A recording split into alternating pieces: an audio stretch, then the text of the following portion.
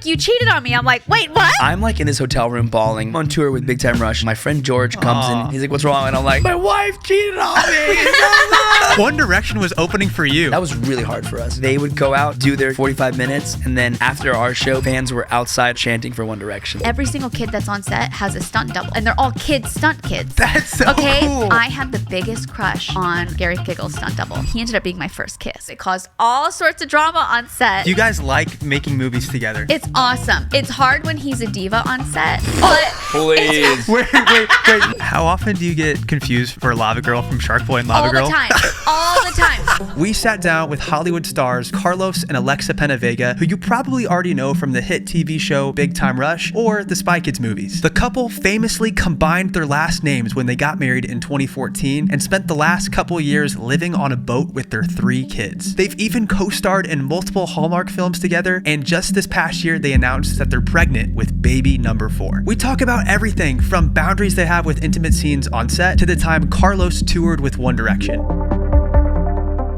Welcome back to Unplanned. We are so happy that you're here, and today we're joined by Carlos and Alexa. Let's just give it up. Hello. Thank you What's guys. up, guys? What's up? We were having the most interesting conversation off podcast. It really is like ADD conversations because the amount of different subjects that we have just gone through in a matter of 10 minutes. Yep. Breastfeeding, sex, camera equipment. Those are the things we Traveling. talk the most about, honestly. Okay, hold up. I was overhearing though. Did you guys have to be abstinent for 4 months in marriage? Well, Like, no. what? They're starting it right now. Oh, you're We're starting. starting it. Oh, man. Is this where we're starting? Yep. I think so. Well, basically, what happened was my wife's having her, we're about to have our 4th child, number 4. Congratulations. I think. you. You guys are professionals at this Yeah, point. yeah. I'm really good at This it. child's gonna shoot out, actually. Well, I won't even have to push. But we had a little scare the other night. She basically had to go to the hospital. We thought the baby was coming early. There was a little bit of blood. It was like, oh no, what's going on? Baby's okay, mommy's okay. Right. But I was having contractions and whatnot. But So she's only 32 weeks. I'm trying not to go into labor right now. Is basically what's happening. I So can't I'm gonna believe be you're really here. chill. No, it's it's okay.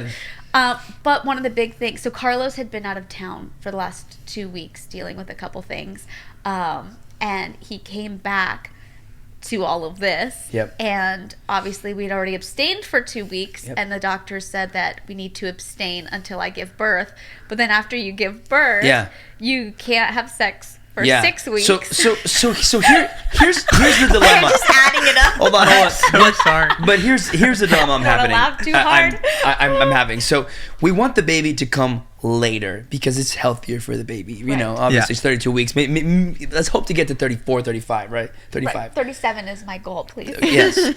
But the longer 37. that the baby takes, it's prolonging me too, Sure, you know? yeah. So I'm trying to balance like what's right. No, I'm kidding. You're like, it's okay. The baby can come now. Yeah, it's yeah, fine. yeah. Maybe exactly. If the baby comes today, then that 6 weeks starts today versus 6 weeks from now. You know what I'm saying? Carlos. Is that Wow. wrong? That's pretty wrong. A little wrong. I'm kidding. Dude, what's funny though is like the first couple weeks, at least from my experience, I was so freaking tired from being up in wasn't the even night with thinking the about baby. it. Yeah. I didn't even have any thoughts about that. I but sure feel as heck wasn't having any thoughts about that.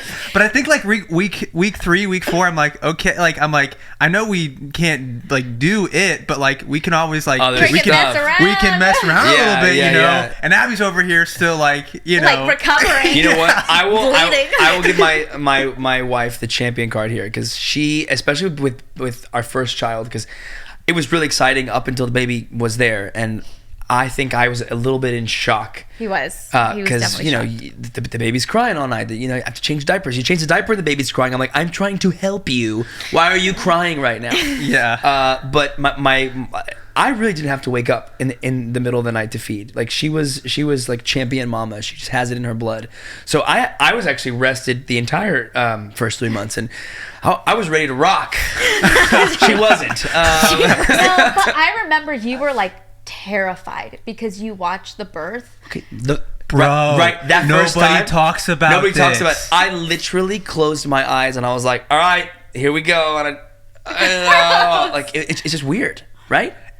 It was like a war I didn't zone, see it. bro. I didn't see it. Was it watch not it? a war zone? Oh, hold on. We're talking about two different things. Oh my gosh, So- Carlos is talking about the first time enjoying each other after having a baby. Yeah, You're yeah, talking yeah, about Oh, the birth. okay. So hold on. Poor Carlos. Oh my God. Bro, this is the ADD right here. This is it right Wait, here. okay, we're talking about doing it after, like, postpartum. Postpartum. Yeah. Got yes. it. Not a war zone. I- Still hard. Still Still hard. hard. I thought I was zone, I going. think. Okay, hold on. So baby comes out. It's crazy to watch, but it's beautiful. I Yeah. said that I was not gonna watch it, but I filmed it. All three of them. Well, all 2.5.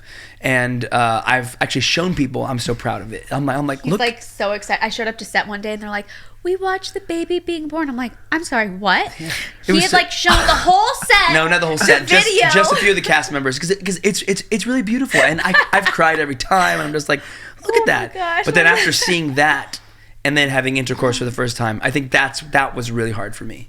No, Matt didn't experience that. Did you? What do you, like, hard for me in what way? Well, To just look at me and be like, because you see everything happening, right? It's like, the baby comes out, you see all this stuff happening, and then obviously, like, there's 6 weeks, she's recovering, and then the first time that you guys go to have that intimate moment, you're like, Well, it was even scary for me too because I'm like, is this gonna like be painful? Like I don't know because I've Well, just it's- given birth. It's hard for the women, though, because I think your body, with the hormone changes and everything, like, so much. it's different down there. At least, like, Yeah, I don't know. there are Yeah. a lot of changes. I don't want to get too graphic, but it's like drier, right? Yeah, Like things are there's like you need. Welcome yeah. to the Unplanned. Yeah. We're not saying So podcast, out right?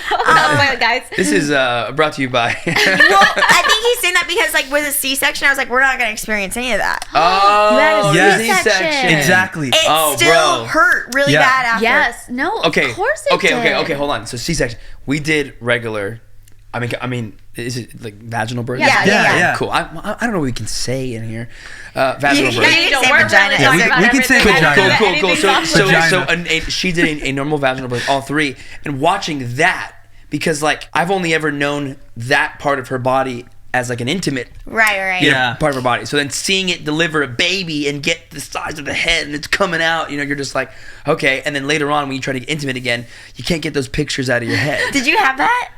I don't. For me, never said that. I guess I thought of those as like two different people almost. I don't know. Okay. He I like that. dissociated. That seems... To be That's honest, I good. just felt horrible for you. I'm like, what if I had to poop out a baby or something? Like that would be Yes. so freaking Yes. painful. I just felt Yeah, it's a so lot. It much doesn't feel sympathy good. for you while you were doing that. So yeah.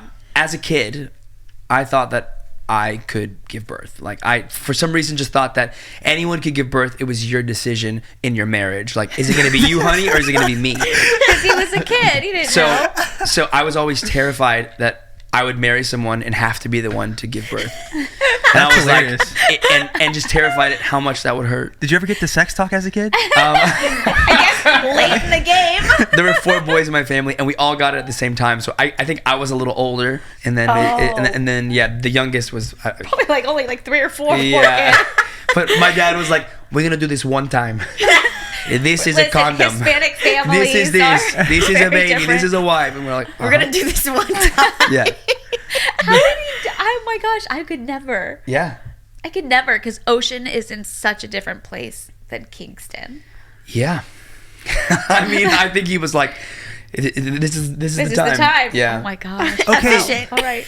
While you guys are like having babies and going through all this and becoming parents, popping them out, you're filming movies, right? You're doing Hallmark movies. You're working. We don't stop. We We don't don't. stop, which is a good thing, but also, I think it's catching up with us a little bit. You Okay. Yeah. think? Yeah. We recently moved to Nashville Oh wow. 2 weeks ago. You're like officially. as in... Officially, we're here. We're here. We closed on a house. We are living in there. We're sleeping on mattresses on the floor right now because we have no furniture. What's been really nice is, it's allowed us just these last 2 weeks. Like life here is so much slower, and I'm go. And when I'm talking to someone, I catch myself wanting to like, but they're like, "So how's your day today?" And I'm like, I'm really great. It was awesome. I woke up and it was great. I had coffee. And how about you? They're like, it was good. They take their time. I was thinking this morning, and I'm like, my toe is tapping, and I'm like, freak. So Are so people this is, so nice here? The Southern They're hospitality. really, really great here. Like really great. Carlos even went to the store the other day, and he goes, "People were telling me, yes, sir, And he's like, not that I'm like some old guy, but, you know, they were saying, oh, yes, sir, just out of being polite. And it's just so nice seeing that respect for one another. And that's, I feel like, very rare nowadays, especially in the industry that we're in, and being with, like, you go to California or New York or, like, you know, anywhere on the coast, that respect kind of goes away. Mm-hmm. But the more inland you get, the more respectful people are, and it really goes a long way. And you don't even realize how much it does to your heart until you get to really experience that. So being here for us has been a huge blessing. And it was such a God thing, because we never in a million years, like, if you told us, like, last year at some point that we'd be living in Tennessee next year, we'd be like, no, that's not us. Right. Cool. No, not at all. And we're here. So it was a God thing. It was cool. Well, because you guys were living in Hawaii and living on a boat. You were living with 3 children on a boat. Yes. Yeah. We're crazy. So we live in Hawaii. We have a gorgeous, awesome house there that we love. The community out there is great, but we happen to live in the town that burned down in Lahaina. So there was a lot that happened there, and right now they're like cleaning up all the junk and the toxicity levels in the air. They're not really talking about it a whole lot, but it's pretty wild. So we decided it just felt unsafe to be breathing that in with, like, the kids and then giving birth over there, just in our particular area. So we thought, like, okay, well, then we're just going to be on the boat full time. Well, and the boat story is right after COVID. Maui was pretty locked down over there. Was no fun. Like, literally couldn't even go to the beach. It was crazy. Yeah. So I got obsessed with watching sailing YouTube channels, like, obsessed. And I've always wanted to sail, and, like, we've sailed before. So I told her, I said, hey, what if we sold this one property that we had? It was like a vacation rental, and we bought a boat. And she was like, oh, so you want to sell an appreciating asset for an appreciating asset? I was like, yes. Yeah. How does that sound to you? And she actually said, sure, why not? And We've always wanted to sail. Sailing is so. Have you guys ever gone sailing? Never. Oh my gosh, you guys. Oh, I mean, awesome. If you don't count, like, a catamaran snorkel trip on a cruise. So we've done that, like, on a catamaran for an hour. And we loved it. Okay, but just imagine that but for, like, weeks at a time. Yeah. And sleeping on the boat. It's so special. So we decided to sell that property and buy a boat. And it all happened pretty fast, which was amazing. And we bought this boat. She's a privileged 615. She's 61 feet by 31 feet. She's pretty big. Wow. She's a 2007. And we spent the last 2 years and change refitting her. So we changed everything. I mean, we did all the standing rigging, so all the crazy cabling that keeps the mast up and all the sails, we changed all that. We took the mast and the boom down, we painted it, we redid all the interior, and we basically did everything ourselves between me, her, and her dad, because we're Latinos and we want to save money. So we're cheap. I love that. Yeah, we're cheap. No, we're just frugal. It sounds better. But we did it, and what's crazy is that, like, every time that we were going to, like, finish and get on the water, something else would happen, right? Yeah. So this would break. Okay, cool. Now it set us back a month. This would break, a couple weeks. The biggest one recently was before we were about to go November. To the Bahamas. Like, our goal was, hey, listen, we have work until December 1st, and then on the 15th of December, the weather should be good, and we're gonna get on the boat and we're gonna go to the Bahamas and finally enjoy this boat, right? And it was right before Thanksgiving, and my father-in-law calls me. We're in LA, and he's like, I think the engine is broken. I was like, no. He's like, yeah, there's water everywhere, this and that. Well, we lost. So everything was changed, even the other engine. But the one engine, it was 17 years old. It crapped out on us. No. And that was, like, the biggest blow to me, because it wasn't an easy, like, well, let's just go to the engine store and buy an engine and put it in and keep going. There's not an engine store that you can go to? No. I know. Not for that's what I thought. How does that work?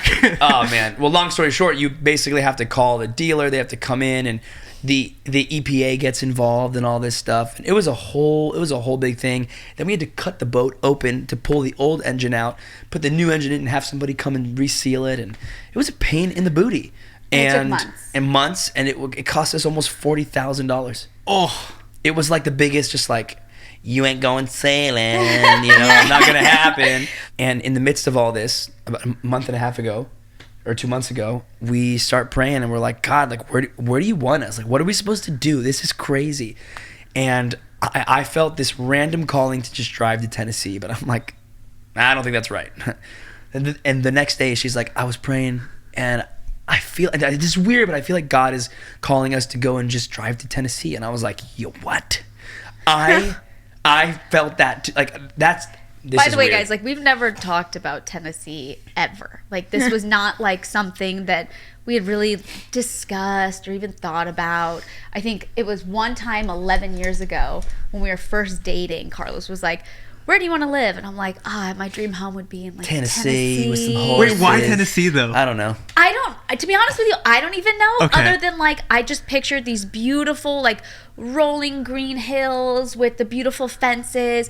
Exactly where we're at right now. I just kind of pictured as like, that place is perfect. And I grew up on a ranch in Florida, but I didn't necessarily want that kind of ranch life in Florida again. I wanted this vision that I had in my head. But I had since like, I don't think about that anymore. Like it wasn't a thought in my mind that was like an 11 years ago, a fun little fireplace game we were playing. And this got brought up and I said, well, it's like 8:00 at night. And I'm like, well, what do we do? Like, obviously we both are feeling this calling from God to do something. And she's like, we need to go. He called me to go. And I was like right now?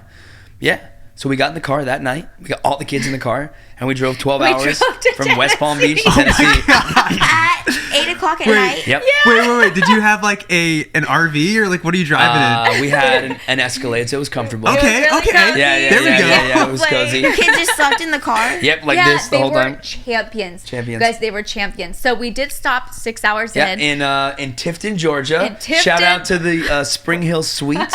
Did you get peaches while you were in Georgia? No, we didn't. But we went to Cracker Barrel for the first time. We had no Classic idea road that trip. we would it was like so it. good. And we loved it. It was so good. Although the second time we went, I got a little bit of a stomach ache. I love that they have real maple syrup at Cracker Barrel. Yeah, I mean, when you I- go Do and you put it, it's just. I don't know. I just had I had everything. Biscuits. Yeah, we opened the menu. We're like, oh, this is very interesting. It's like everything you could imagine. Well, we're really clean eaters, so it was a really big deal that we were going into a Cracker Barrel, and then to order what we ordered, it was and then to go again on the way back. We were we were looking forward to driving back just to go to Cracker Barrel. But That's we so funny. got to Tennessee, and God just kept opening doors. Like our friends' parents happened to be camping that week, so we stayed in their house. We show up, and it was like this gorgeous farmhouse on 100 and something acres, and we're like, Oh my gosh. Yeah, guys, we got the experience. Like it was right like away. the welcome to this could be your life. Like check it out. And then we stayed there, and then a funny story. My ex-girlfriend from college, like 15 years ago, happens to live here, and she's a realtor. So she sold you a house. Hold on. Girlfriend But you sold guys you don't a understand.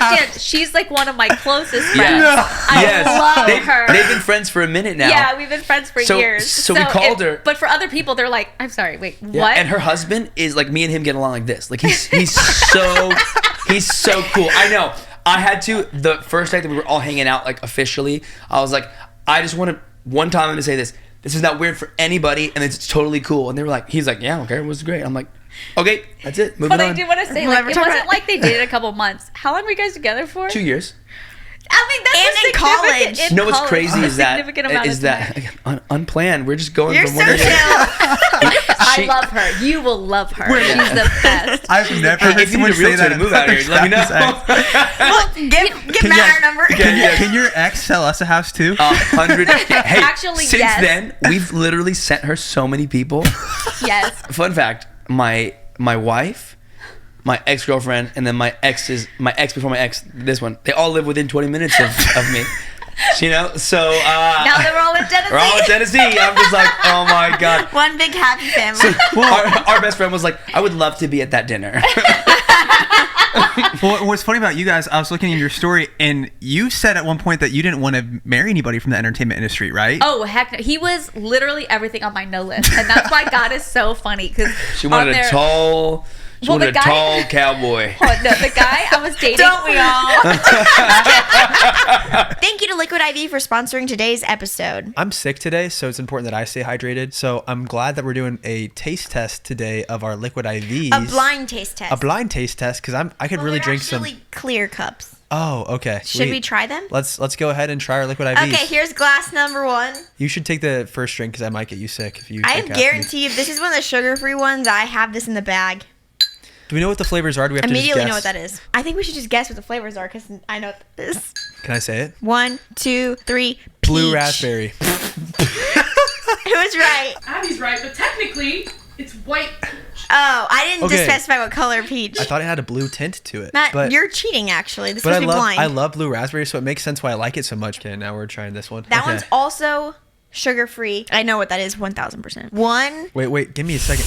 Oh, this is like lemon. 2, 3. Lemon lime. Lemon lime. I haven't had that one yet. That's delicious. Dude, Liquid IV makes some really good flavors. I'm excited to try that one. That's not sugar-free flavor. Holy cow, all of these are so good. Maybe I'll need to like rethink my see, white that peach. One, I'm thinking that one's like passion fruit. Freak, I don't know what My that is. favorite we didn't even have, which was green grape. I'm gonna say passion fruit. I have no idea. Pear. Pear. Oh yeah, that is Okay. pear. 1 stick and 16 ounces of water hydrates better than water alone. Does that make sense, you guys? You're gonna be hydrated if you drink these. And there's 3 times the electrolytes of the leading sports drink, no artificial sweeteners, and 0 sugar if you have the 0 sugar packet. The pear is also great, does have a little sugar, but who cares? Honestly, of the other things you could be drinking. However you hydrate, grab your Liquid IV Hydration Multiplier sugar-free and bulk nationwide at Costco or get 20% off your first order when you go to liquidiv.com and use code UNPLANNED at checkout. That's 20% off your first order when you shop Better Hydration today using promo code UNPLANNED at liquidiv.com. Back to the episode. The guy I was getting right before Carlos was a 6'9" Australian footy player. Oh my Okay, gosh. so he couldn't be more opposite of Carlos. That guy. You're like, literally- I don't have a type. No, well, I do. And so my best friend Brene. And then like, wasn't it a swimmer before that too? So Oh my gosh. My best friend Brene, we were all kind of going to the same church, but Carlos hadn't really gone there yet. It's like this little gospel church in Inglewood, in California. I don't know if you guys know about Inglewood, but it's kind The of big like hats. it's awesome, like a big hat church. Gospel. Jesus I love is that. my- Oh, that's so fun. It was It's amazing. awesome. I went for the first time and saw the choir, and I was like, I need to be in that choir. He was obsessed. But like, Did you join the choir? Oh yes, Yes, he you bet your did. butt I did. he did. But Brene at the time was like, this poor kid has no chance, talking about Carlos, because on my no list, I'm from a crazy Colombian family. So I was like, I am never dating a Hispanic person because I already have my crazy family. Like, I don't need to add more to that. So Needs so to be no taller Latinos, than 4 feet. no Latinos, no short guys, no singers for sure, and definitely not an actor because they're so vain. Hello, And I literally hello. Enter Carlos. all of those. He is a perfectly sized Latino who sings and acts Yeah, you're welcome. and dances. You're That's a welcome. plus, babe. That's hilarious because Abby's list for guys she didn't want to date, she was just like, I never want to date a theater kid. I don't want to marry a guy who's been in theater. We met doing theater. No way. Stop. Wait, do you do theater? Yeah, like We did. we went to school for it, and then we like switched you- our majors and stuff. Where'd you go to school? So we went to Missouri State into the acting program. Where I don't know if you've heard of Into the Woods, but the person that yeah. originated the wolf in Into the Woods, Robert Westenberg, was like the head of faculty at Missouri State. Okay, so first of all, Oh, I no. was. You guys just opened a can I of was worms. born in Missouri. Wait, what? Yeah. We should have known this. In Columbia, Missouri. Bro, my brother went to school at Mizzou. My mom went to school at Stevens College. No way. Yeah, I lived there for 10 years. What? Broadway was my first goal in life. Person. I went to the Boston Conservatory No way. for a year, and then I sent in a tape, and I got Big Time Rush, and I left. That's insane. Fun story there too. I can tell you about. But yeah, I'm a theater. She was actually on Broadway too, but she claims that she's not a thinger. But she did Hairspray. She was Penny. I did do Hairspray. That was really fun. Wait, that's Awesome. really neat. Yeah. Yeah, I feel like but you'd make he- a good Penny as well. I Heck can't yes. sing though. Abby's such a talented actress. She is so good. Like, you. But she's- not singing. Matt, answer it right now. You can be honest. we'll both admit, like, I have like a 2-note range. I'm not the best actor, and she'll admit she's not the best singer, but like she can But dance and she together. can, yeah. Together. Hey, Amazing. So funny. Where were we even going with this? I don't even know. No, hold on, I hold love that on. you guys did theater. That's like, I mean. Theater is Carlos. I mean, I did Grease Live. Dude, I saw that. Which was so my That's kids so sick. My kids are obsessed with the Grease Lightning version of that. I was like, Daddy, can you play the car song, and I'm like, yeah, I'll put you the car song. And then I played it in the original, and they were like, I like yours better. I'm like, oh dang, Let's go. Sorry, Thank John you. Travolta. What was that like being in Grease live? Dude, it was really cool. I mean, for me, I always wanted to go to Broadway, so I kind of like, I don't know. Most people tell me, they're like, dude, that was way cooler than Broadway. Like, you know, that was 32 million people are watching this live thing, and you know, it was one time only. It's like super special, and I loved every minute of it. It was super cool. I think I still have that inkling to go still do a show in New York, but yeah, I mean, it was it almost 10 years ago? Yeah. That's crazy. I mean, it was actually right before Ocean, so we're like 8 years ago. 8 years ago. The rush of like, you could mess up and this is live. It's live TV. Is always that. It's not like a live show where you can play it off. Like, no, this is TV. People are watching on the TV. That was really cool. And like being in golf carts, like getting driven like during commercial breaks to another set. That's so unique. And stuff It was like that. wild. Like that was Well, really cool. Even like Carlos was wearing 3 outfits for the Grease Lightning. Yeah. For the part song. of the Okay, show. so fun fact, that had never actually gone off correctly until the actual performance. So Because they're ripping away these So suits. yeah, so I'm wearing my normal jumpsuit, the fancy blue jumpsuit, and then a normal one over it, and it all had rip away buttons. And getting into that, like I did a scene with Vanessa in the car, and then I had like 45 seconds to get into the other 2 outfits, and it was like I would always just make it. So I made it. We're doing the scene, and we all the camera goes on us, it pulls away, goes on to some dancers for like 15 seconds, and then when it comes back, the car has changed and we're all in these fancy outfits. So we have 15 seconds to basically go, and every time 1 or 2 of us would always have like a pant leg sticking out. Or take everything off. Or yeah, or right, All of it. or that. And by the grace of God, that night it went off without a hitch. Like that was the only time that it ever actually worked. Somebody always had half an arm on or just something. Right. And it was just Cool. yeah, it was cool. Do you have more fun doing theater and like live performance, or do you like doing more film and stuff in that It's different realm? It's different. We've really this last year we started our own production company. Oh, wow. And we've really enjoyed being behind the scenes. And in July we're going to be producing our first movie With our production company, which is awesome. And we're starring in it, and she's singing in it. No way. Yay! Yeah. Congrats, you guys. Thank Yeah. you. Thank What's you. what's the company called? It's called Good For You Entertainment.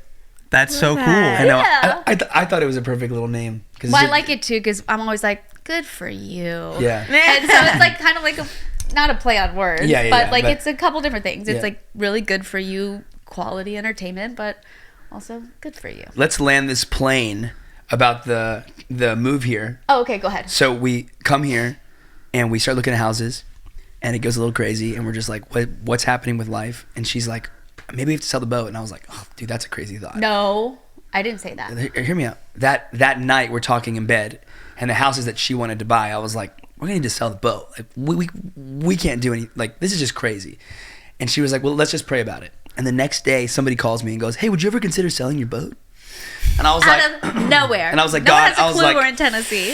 I was like, I know that maybe you're just setting things up, but can I get more confirmation? The dude ends up being someone who lives in Nashville, who wants to go sail the world with his 4 kids. That's so sick. Was And he I was- watching your YouTube channel? Like, how did he know about the boat? Just through a friend. Okay. Through a friend. He ended up not buying the boat. That kind of fell through. Okay. But You never would have I- decided like, to sell the boat. Yeah, otherwise. like we basically like it was like one thing after the other just kept opening and opening. Yeah. And after that week here, we made it back to West Palm Beach, and we're sitting on the boat, and I've got an offer on the boat. I got this happening, and a house that we love. They accepted our offer, and I'm like, dude, we just in 1 week we just completely changed our lives, and things didn't like work out exactly like that. With the guy kind of bailed, and now the boat is officially going to be on the market next week, and whatever, it's fine. But all those things led up to us actually making the decision to move, and our life, like we never got to leave the dock. We basically redid the boat for some other family, which I think is really cool.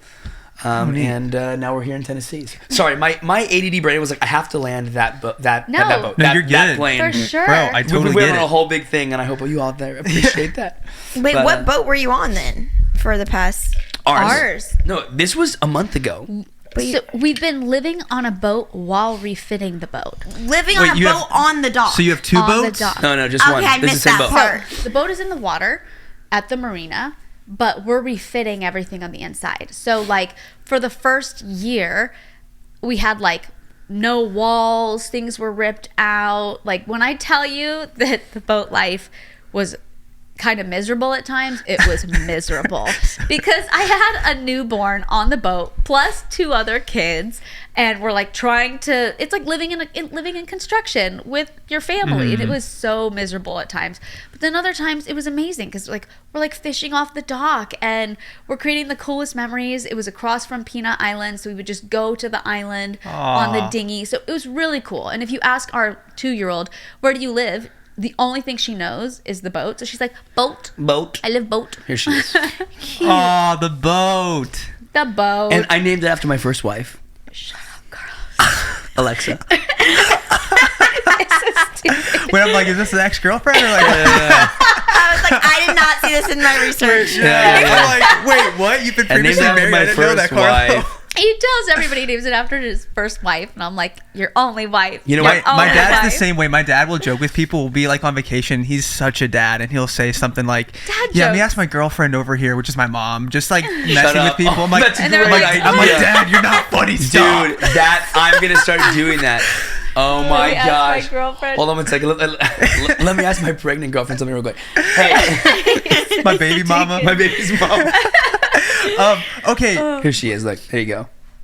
So like Beautiful. Wow, that is a nice boat, you guys. We like all the white. dude. The white used to be ultra suede mustard. Mustard. It was disgusting. With But, mold. It fun was fact, super moldy. Moldy. I left one little piece in a closet just so that if anyone asks like what it was, I'm like, come on down, and you look up in the closet, and it's about yay big.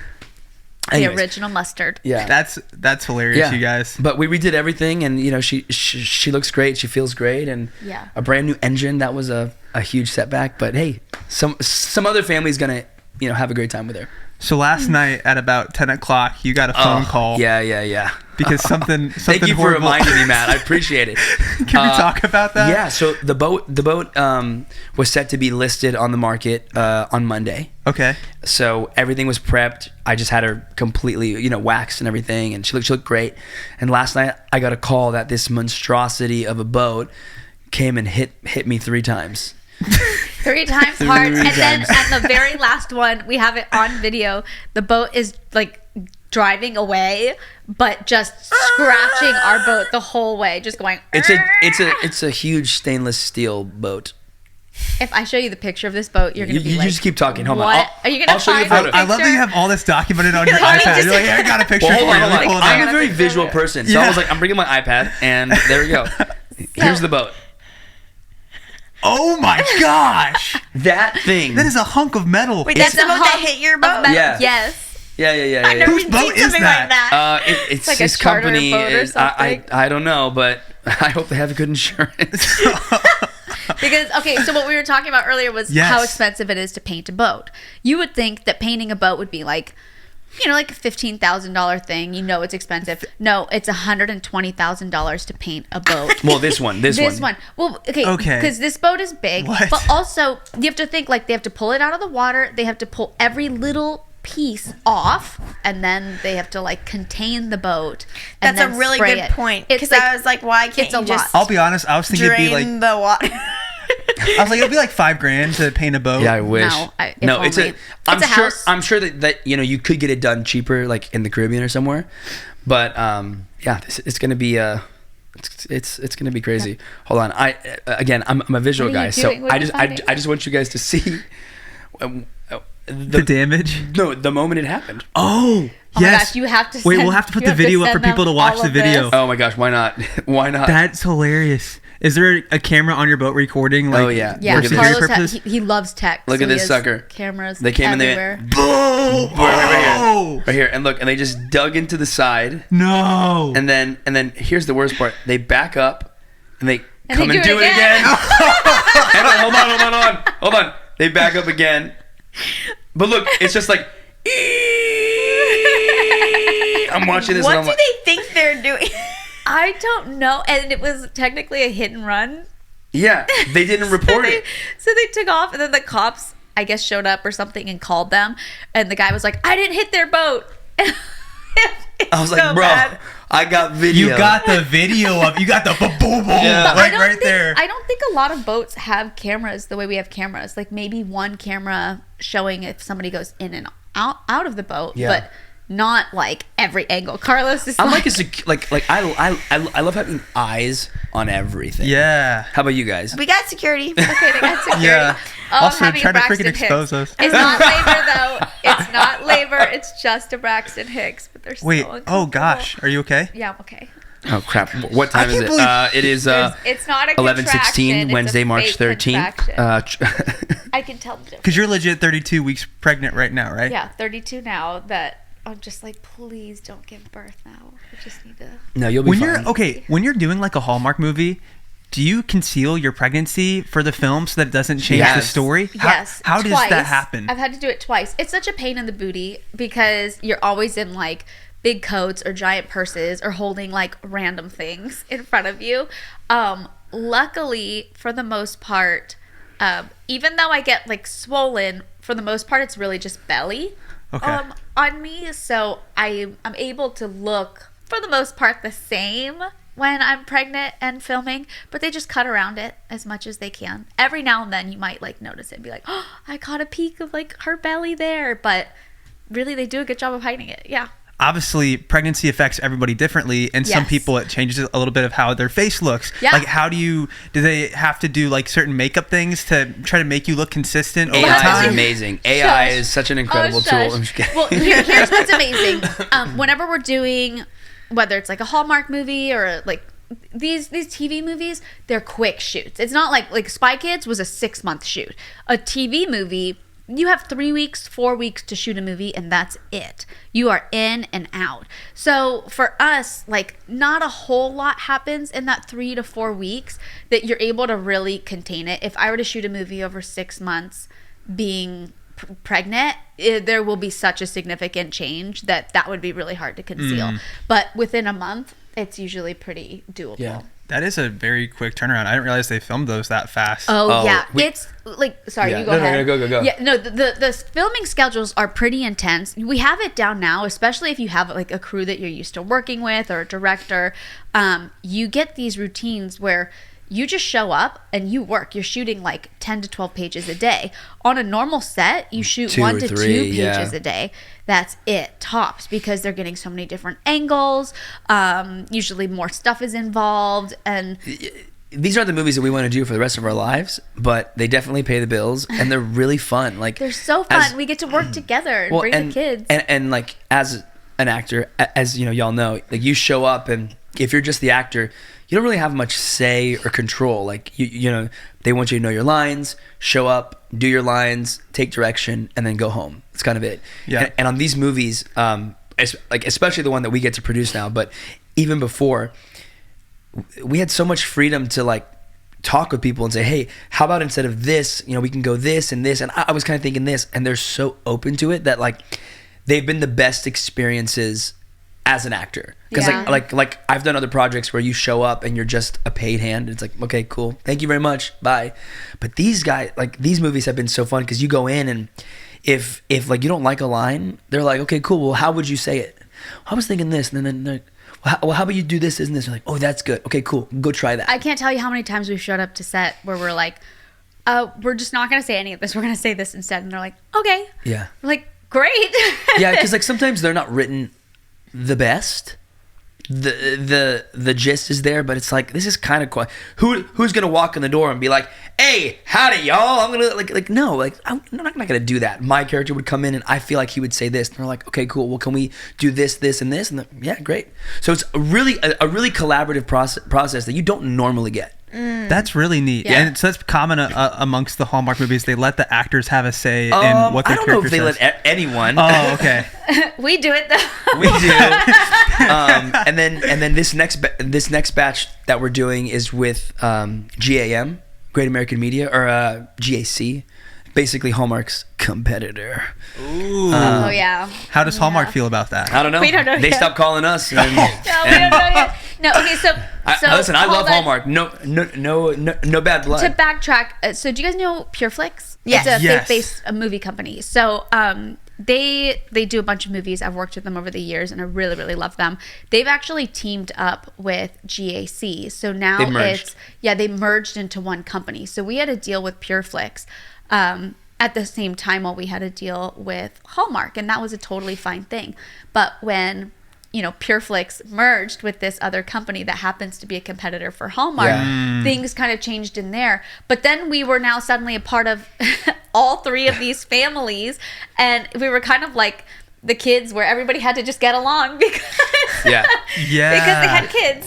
Yeah. This portion of today's episode is sponsored by Factor. If you haven't tried the sun-dried tomato chicken meal from Factor, you are missing out. They have so many good ones. There's like a garlic chicken thighs one that I love. And the wellness shots too are really good. those They are have so wellness shots fire. with like lemon and ginger, and then there's one with lemon and like cayenne pepper, and it freaking just sends your taste buds for a whole party. It's What's awesome. really unique about Factor is that their meals come fresh and they are never frozen. You know that you're getting good quality, clean, fresh food. Exactly. But it's so easy because they're just ready to eat. You just take the outer paper off, put Yeah. coals in the little thing, put it in the microwave, and then you have your meal in like 3 minutes. Actually, it's only 2 minutes. So it's just every meal is 2 I was minutes. adding in the time to take off the paper. Oh, yeah. and I guess you're right. Because if you do put it in the poke the microwave holes, for 2 and then you're minutes, probably going to let it cool off a little. So 3 minutes is probably more But accurate. that's pretty quick still. When you were gone on a business trip and I was by myself. That with- makes me sound so official. No, yeah, it was pretty cool. You were on a business trip, but I was like, I just kept eating Factor meals because I was trying to just be a dad, and I didn't have time to make all these meals by myself. Yeah, so. how could you be expected to make 3 meals a day? You just need something that's already ready, especially for lunch. That's why I love these Factor meals, is because they're just a really quick, no prepping, no cooking, no cleanup either, because it all is disposable. Yes. You really can't beat that with Factor. So they make amazing lunch options, or even dinner if you're in a pinch too. So And they did the math for you guys. It's actually cheaper for a Factor meal, like eating that, as opposed to eating out. it's even more cheaper Oh, if what? you use our code. So head to Oh. factormeals.com/unplanned50 and use code unplanned50 to get 50% off. Heck yeah. That's code unplanned50 at factormeals.com/unplanned50 to get 50% off. Back to the episode. Do you guys like making movies together? Like, is it Yeah. fun Oh, if yeah. you're co-stars? It's awesome. It's hard when he's a diva on set, but Please. Wait.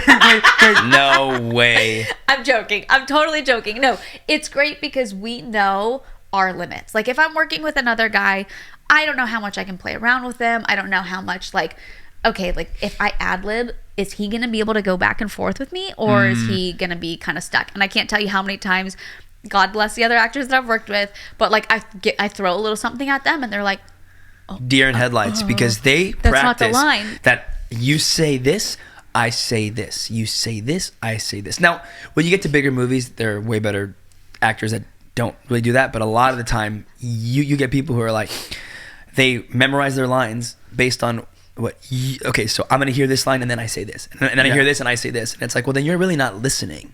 You're not listening Which in is the the scene. whole thing You're of just acting. repeating. You're going, okay, that's my trigger, and I'm going to say this. And the whole thing is listen. So we play around on set. If I think that she's being too rigid, I'll literally, like in the middle of a take, I'll just start like poking poking me, her. and I'm like, and she's "Get like, off." stop. And I'm like, do not put me in a label. sorry. Oh gosh. I'm like, you can do it better. And it's like, we have that flexibility. Whereas I think if I was with another girl doing a scene, I couldn't be like, I think you can do that better.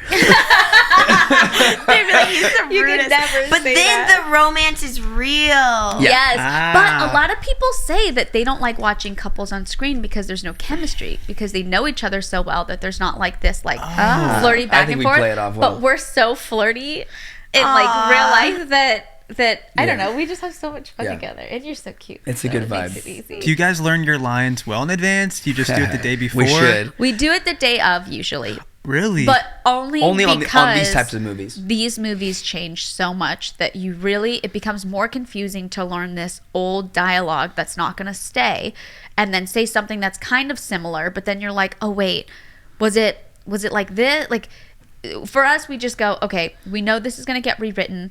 What's the story we're trying to tell? What's the point of this scene? How is it like pivotal to this part of the movie? And ultimately it comes down to like listening and reacting, not being a parrot and just repeating lines. But if we were to do a Quentin Tarantino movie, No, you say every word I that would Quentin show up Tarantino writes. and Like, I mean, if he like every punctuation, I would do it exactly as he has it written because that's just how that is. But for stuff like this, like she said, I mean, there's just it's a different Yeah. breed. yeah, and some may disagree with us. There might be people out there who are like, no, learn your lines exactly what it is. Show up and You're never gonna say them. That's all I'm gonna say. yeah, Like, it's just we will never say sometimes the it lines doesn't that work. we would have memorized. And do you have certain boundaries too for if you will or won't kiss people on Yep. set that are not your spouse? Like, yeah, what are your boundaries as actors and Do actresses? you get asked 'Cause- that a lot? No, we just have a really funny history with it because we didn't establish those boundaries when we first got married. We were also in a very different season in our lives. Yeah. Like we were just No kind of- kids. I was 23. She was 24. we were just growing in our faith, really understanding what it meant to follow God. Like it's one thing to be like, yeah, I go to church on Sundays, but like have a relationship with God and like We would like have a Bible study on Thursday night and then go to the club. go to a club. Go to the club that night. Because we just didn't know. And not we like didn't and not think- like party and go crazy, but it was like, okay, what like her stepdad like ran a club, so it was like, okay, let's go. We got a just table. thought, Let's hang out. What's wrong with that? Like Bible study in the club. Like we already did Bible study. We got. But it the wasn't good like going to the part club in. and like be like, yeah. But then after a while, we realized we were like, this is probably not. Well, I mean, it just it was so very early in conflicting. our conviction. Isn't dancing so much fun though? Because we I went, Yes. we love went to a club. dancing. And, yeah, like we went to Vegas. We've only been once to the clubs, and it was so much fun. Yeah. Like, I agree. If you're going, and again, and this is where I like battle because intention, right? Yeah. If you show up with the intention, like I just want to go dance with my husband. I love dancing. Yeah. It's like so fun, and you can like be free. But it wasn't like we were just dancing. We were drinking. We were around a lot of not the greatest people also at the time as well. So like it wasn't. We weren't doing it necessarily right. Like if right now we were like, you know what? Let's go to a club and just have a mommy daddy night just of dancing. I think that intention is actually a good fun like adventure versus like going out and going clubbing because you need something else fulfilled. Mm-hmm. You know, it's kind of fun though going out with your spouse because you know who you're going to go home with at the end of the night. Yes, You know, and it's You're like definitely I don't getting know. some. You're definitely getting some. That's what I'm saying. Okay, do you guys have like convictions on drinking? Because you mentioned drinking, so do you like not drink anymore, or what's that like for you guys? Yeah, I mean, the only times that I ever drink are if we go on a cruise. You know, I love champagne. Even though it's so sugary, I think like having a few glasses of champagne is just really fun. And like she doesn't drink at all. I mean, and again, like I've never been a huge fan of drinking. I come from a family with like a lot of addictive issues, so for me, I'm just like, it's not. Yeah.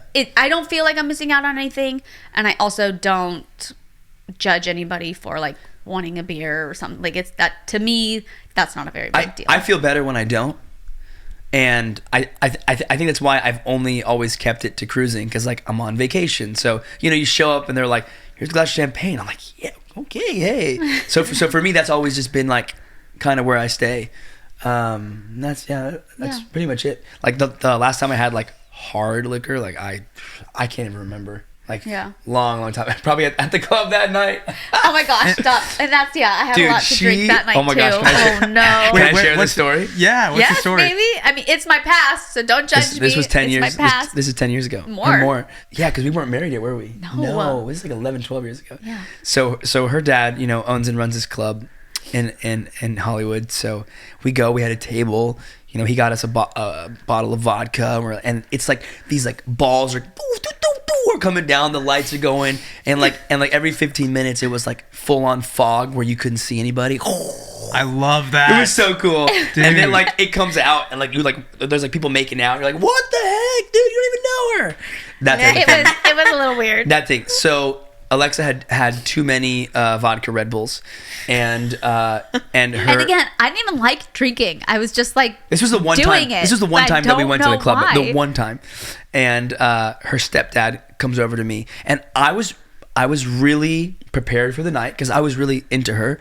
So I was like, I hired security and a driver. security, and he drove my car. And had an Escalade, so like it felt like we had a driver. Like it was totally planned out. Like we're gonna have a good time. He's gonna watch over us, and then he's gonna take us back to our house, and he'll drive home. Like I had it all planned.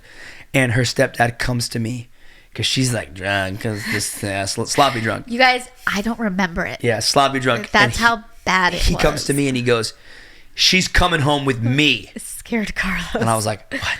Dude, I sobered up so quick, and I like went over and I was like, "It's like, sir, look, I have everything planned out. Like, I have my security here now. He's driving my car. I'll make sure that she gets home safe." Blah, blah, blah, blah, blah, blah. And he, like, I talked to him for a minute, and then he was like, "Then you guys need to go home right now." And I was like, "Yes, sir, of course." So we all, so me, her, and then our friend got in the car, and Renelle drove us, and we drove home, and this one, like, I was like.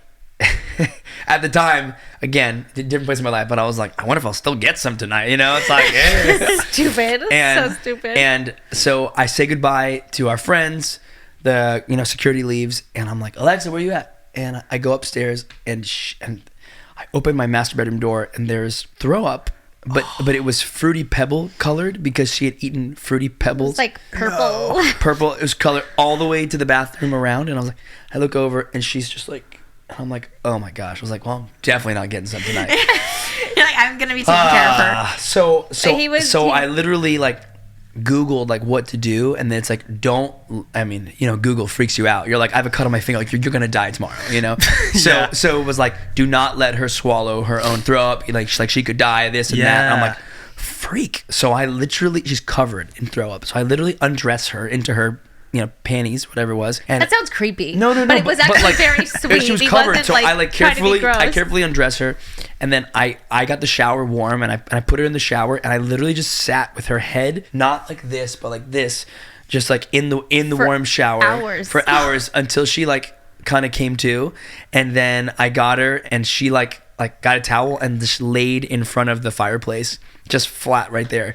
And he cleaned everything. And I cleaned everything and went to sleep. But he was so worried that I was going to die. I wonder if I'll get some in the morning. No, I'm just kidding. You were not thinking that. You were not that Listen, guy. man, I'm a dude, okay? Oh my God. No, he was so actually that's why very you did sweet. all that. Yes, exactly. I did all that. Stupid. But then she woke up the next morning, and we ordered soup, and we sat and we talked and realized that was not the life that we wanted to lead. And like, even though like that was like fun for a minute, like, was it really fun? And it was like, no, like we don't need to do that. And like, I was, sad that I almost risked us. Yeah. Because like I almost didn't get to, bring her home. And the whole plan was for us to have a great night tonight. And then her stepdad was not going to like me and blah, blah, blah, blah. And it ended up working out. It ended up working out. Fruity Pebble girl over here. Stupid. What a crazy And that's story. why I don't drink, guys. We never got to use in your boundaries with kissing. Oh my or like gosh. romantic The ADD. scenes. Okay. Land that plane, baby. Okay, so I was on a Somebody television told it to me show. the other day, and I was like, I kind of like it. It's kind of annoying, but I kind of like it. I like it too. So I was on this show that I actually loved. The character was awesome. I was super proud of it. Gave me a lot of like really great stuff to work with. Now, in the beginning of the show, I'm the villain. Okay, so when I said yes to taking the show, there was zero romantic interest I knew that was gonna change. I was the villain. I was like, you're gonna become love interest. No, I was like, And 100%. my close friend, who actually his father made our engagement ring, which she loves to wear. Where which is it? I know I'm kidding. too puffy. I know it doesn't fit I'm just right too fat for it right now, so I can't. So this is like a close friend of ours that I'm working with, and 2 or 3 episodes in, I'm no longer the villain. I read this episode and I'm now the love interest, which I have to say is really awkward because if you don't really know the person, it's a lot easier to like be the love interest of this person because there's no history there. There's no like weirdness. You just show up, you're 2 professionals and it's great. This guy happened to be a friend of mine and there's history there. So now I'm like, oh my gosh. And I have to call Carlos and tell him. What kind of history? No, like friends. No, I know. I'm just wanting to clarify for the world. Yeah. Oh, there's history there of just like a friendship, but Good. we're like buddies. So now I have to find out that I have to like kiss my buddy and have these kind How of long like. ago is this? Oh, wow. This is You're married. This is We had 10 years. we had just gotten married. Okay. So And didn't set boundaries. we didn't have boundaries yet of like what we were okay with and what we weren't. And this was a CW show.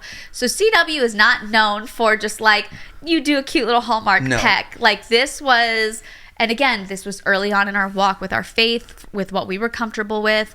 So like it's a very kind of, I wouldn't say raunchy because it wasn't like HBO, but for CW, it was a very intimate scene. Yeah. And I had to like call Carlos and tell him, and he's like, "You're not doing that." No.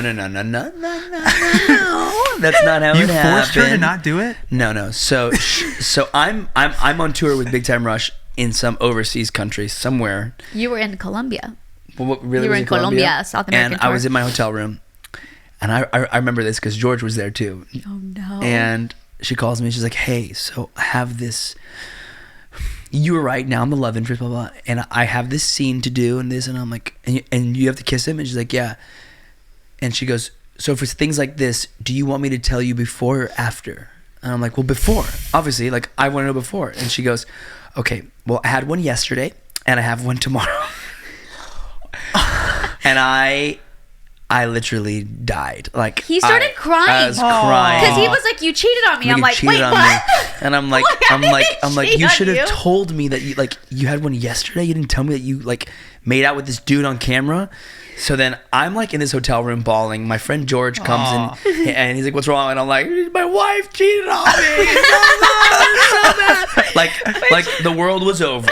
The world was over. I cannot perform tonight. Like, not gonna happen. And then we finally, you know, whatever. I kind of manned up. I was like, it's fine. So 2-3 days later, I fly straight to Canada after the tour to meet her On set. And the next, so You're like, "Hi, sir. Nice to meet you." yeah. Well, no, No, I he's knew friends him. with him. His I knew dad him. literally made our engagement rings. But then, so. but then we're literally hanging out. We have a great little night together, and like life is good. We're back, you know, like we're just connected again. And she's like, I have to leave for work this morning. I'm like, yeah, of course. She's like, hey, I have another scene, and I have to basically wear like lingerie, and then take my Coat off. my coat off and be in lingerie, and then basically like straddle him. And I was like, No, hold on. whatever. And I said, no, you can't do it. She's like, I have to. It's today. And I was like, and I was like, no. You no. tell them no. I was like, you just tell them no. She's like, I have to be. I was like, nope, tell them no. And then we got into another big fight, and I was just like, this is crazy. I was like, I can't do this for the rest of my life. Like, so then we finally got over that. She did it. It's fine. But we basically, after that experience and that roller coaster of emotions, we just set boundaries, and it was like, what are you okay with? Like, obviously, like, was it the biggest deal? No, but like, no one wants to see their wife, Yeah. you know, with another guy, even if it's just acting. Like, you know, she kept saying, babe, like, it's, and now that I've done like kissing stuff, like, it's awkward. Like, it's not like you're like, you know, making out with this girl and you're like, yeah, I love this. You're like, dude, there are 25 people watching us right now. Let's just get this scene And over also, with. Yeah. there's like a specific kiss when like on camera. Yeah, versus, which I didn't know. Like in Really? real I life. I didn't know these things, They're guys. very different. They're very, very different how you kiss. Explain that. Yeah. So, No it's- tongue. Like there's Unless, no. unless it, because I've seen a movie where I'm like, dang, these people are really Yeah, going but at it. usually those people are hooking up behind the scenes. Oh. So you can usually tell when like They've something's rehearsed. going on behind the scenes.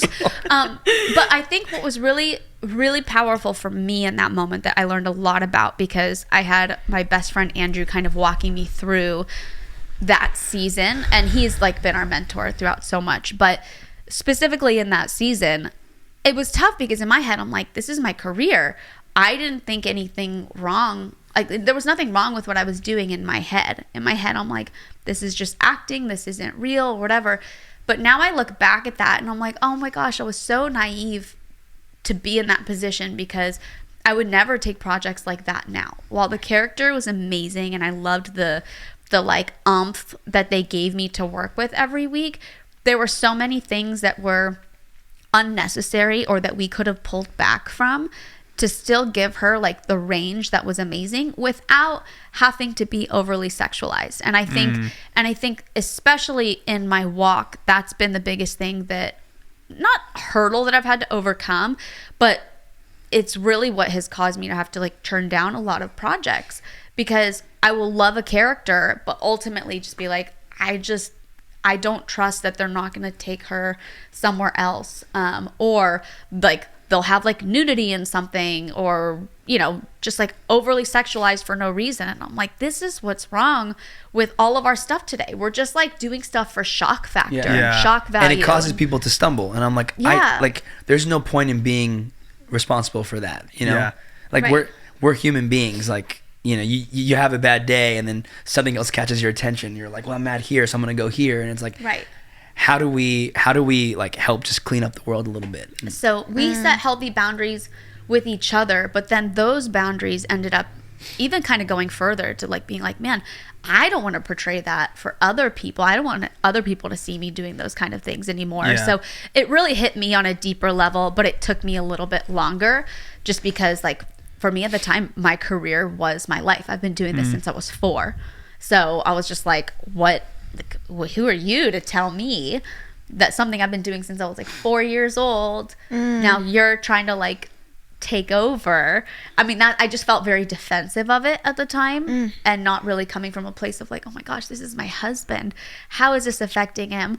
How is this actually affecting me spiritually? There was just so much growth that I had to do and that we did together and learned a lot from. And just to add this, that's not to say that like if a role has, I don't know, like you're a crack addict, you know, and you're doing this thing, like for us, like if there's a really great story of redemption and at the end you see the journey and there's a positive message, like to me, like those are the stories that I want to tell. Heck So yeah. it's not about like doing these clean cutter movies all my life, but well, that's not even the reality of the Christian walk. Like Christianity is messy, it's sloppy, it's painful, it is ugly sometimes, but like those are the stories I'd rather tell when you watch, and I'm not trying to put all these Christian movies down, but you watch these like cookie cutter Christian movies and you're like, well, that's definitely not what my walk looked like. And maybe for some people that's what it looked like, but it definitely didn't look like that for me or most of my friends who now love the Lord and who like live a totally different life than they used to. Like, those are the kind of stories that I want to tell, because you really have to show like the pain of what somebody went through to get to where they are now. And you can't just show a clean, happy version of it, because then I feel like you're just doing a disservice for that story, but also for people who are literally in the thick of it right now, because in their heads, they're probably thinking, well, nobody's as bad as me. Nobody's like they probably got saved, or they're probably in a better place now because they weren't even really that far off from being good anyway. I'm so far off, like what hope is there for me? When I'm like, no, we've all been through the gutter. we all got Like, junk. yeah. Thank you to ZocDoc for sponsoring this portion of today's episode. I officially have ADHD and I have ZocDoc to thank for it, because what they do is they allow you to do a virtual doctor's appointment. And so it got me thinking, hey, if I actually want to be evaluated for ADHD, maybe I could do this virtually, because I'm a busy guy. I don't have a lot of free time to just drive to the doctor and stuff. And so Abby set up my doctor's appointment for me using ZocDoc, and I got evaluated, and turns out that I have ADHD. ZocDoc was really easy to use. It's a place where you can find and book doctors who will make you feel comfortable and actually listen to you. Being seen by a doctor nowadays can feel overwhelming, especially when you're like, I don't know if they take my insurance, and I don't know if, like, how far is that? Is this the right place to go? Like, there's so many questions about it. Even as an adult, I feel like it's just difficult to navigate. And ZocDoc makes that so easy, because I just put Matt's insurance information. They take your insurance.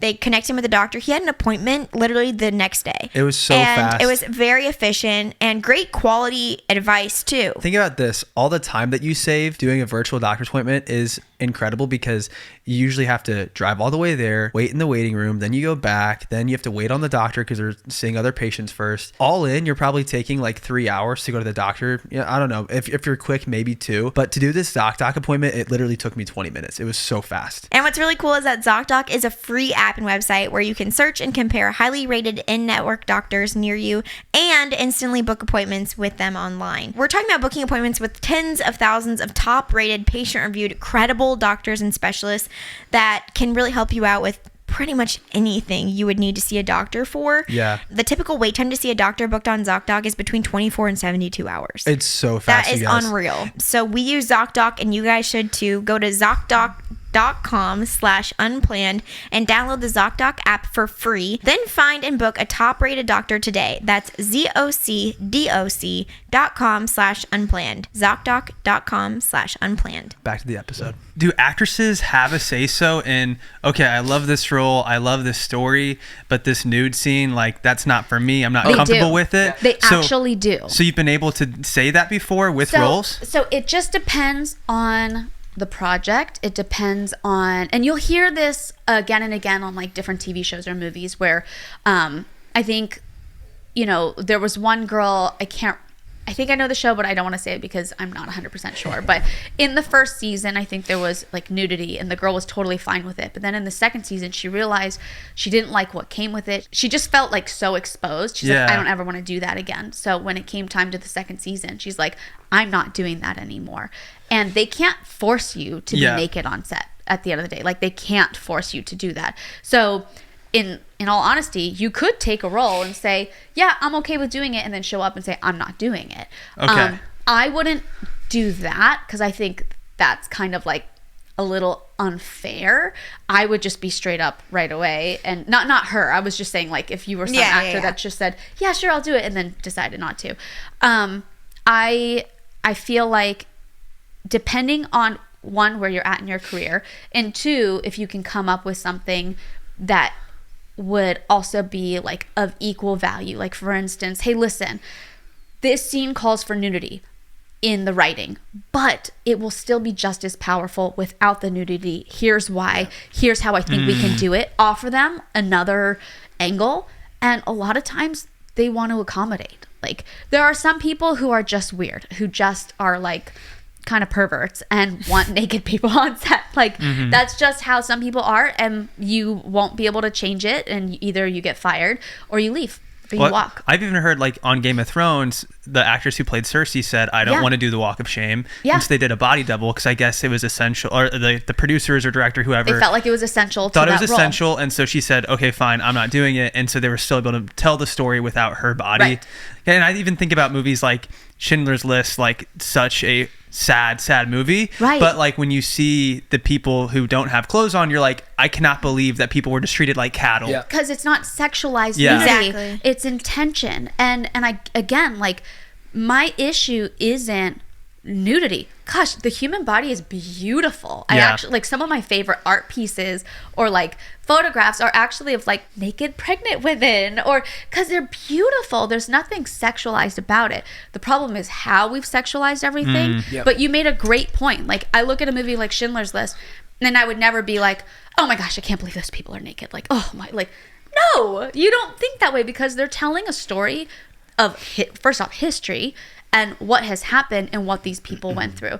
And I think that's why we go back to, it's not as simple as just like never doing nudity, never doing this, never, like, it's more about, okay, what is the story? How does this move the story? What is the intention here? What is the intention for the audience to receive? How are they getting this? Is this causing them to stumble, or is this giving them insight to something horrific that has happened? So I think there's so much more to it than just no to this and no to this. I mean, I always laugh back when I was like first starting on Instagram and stuff.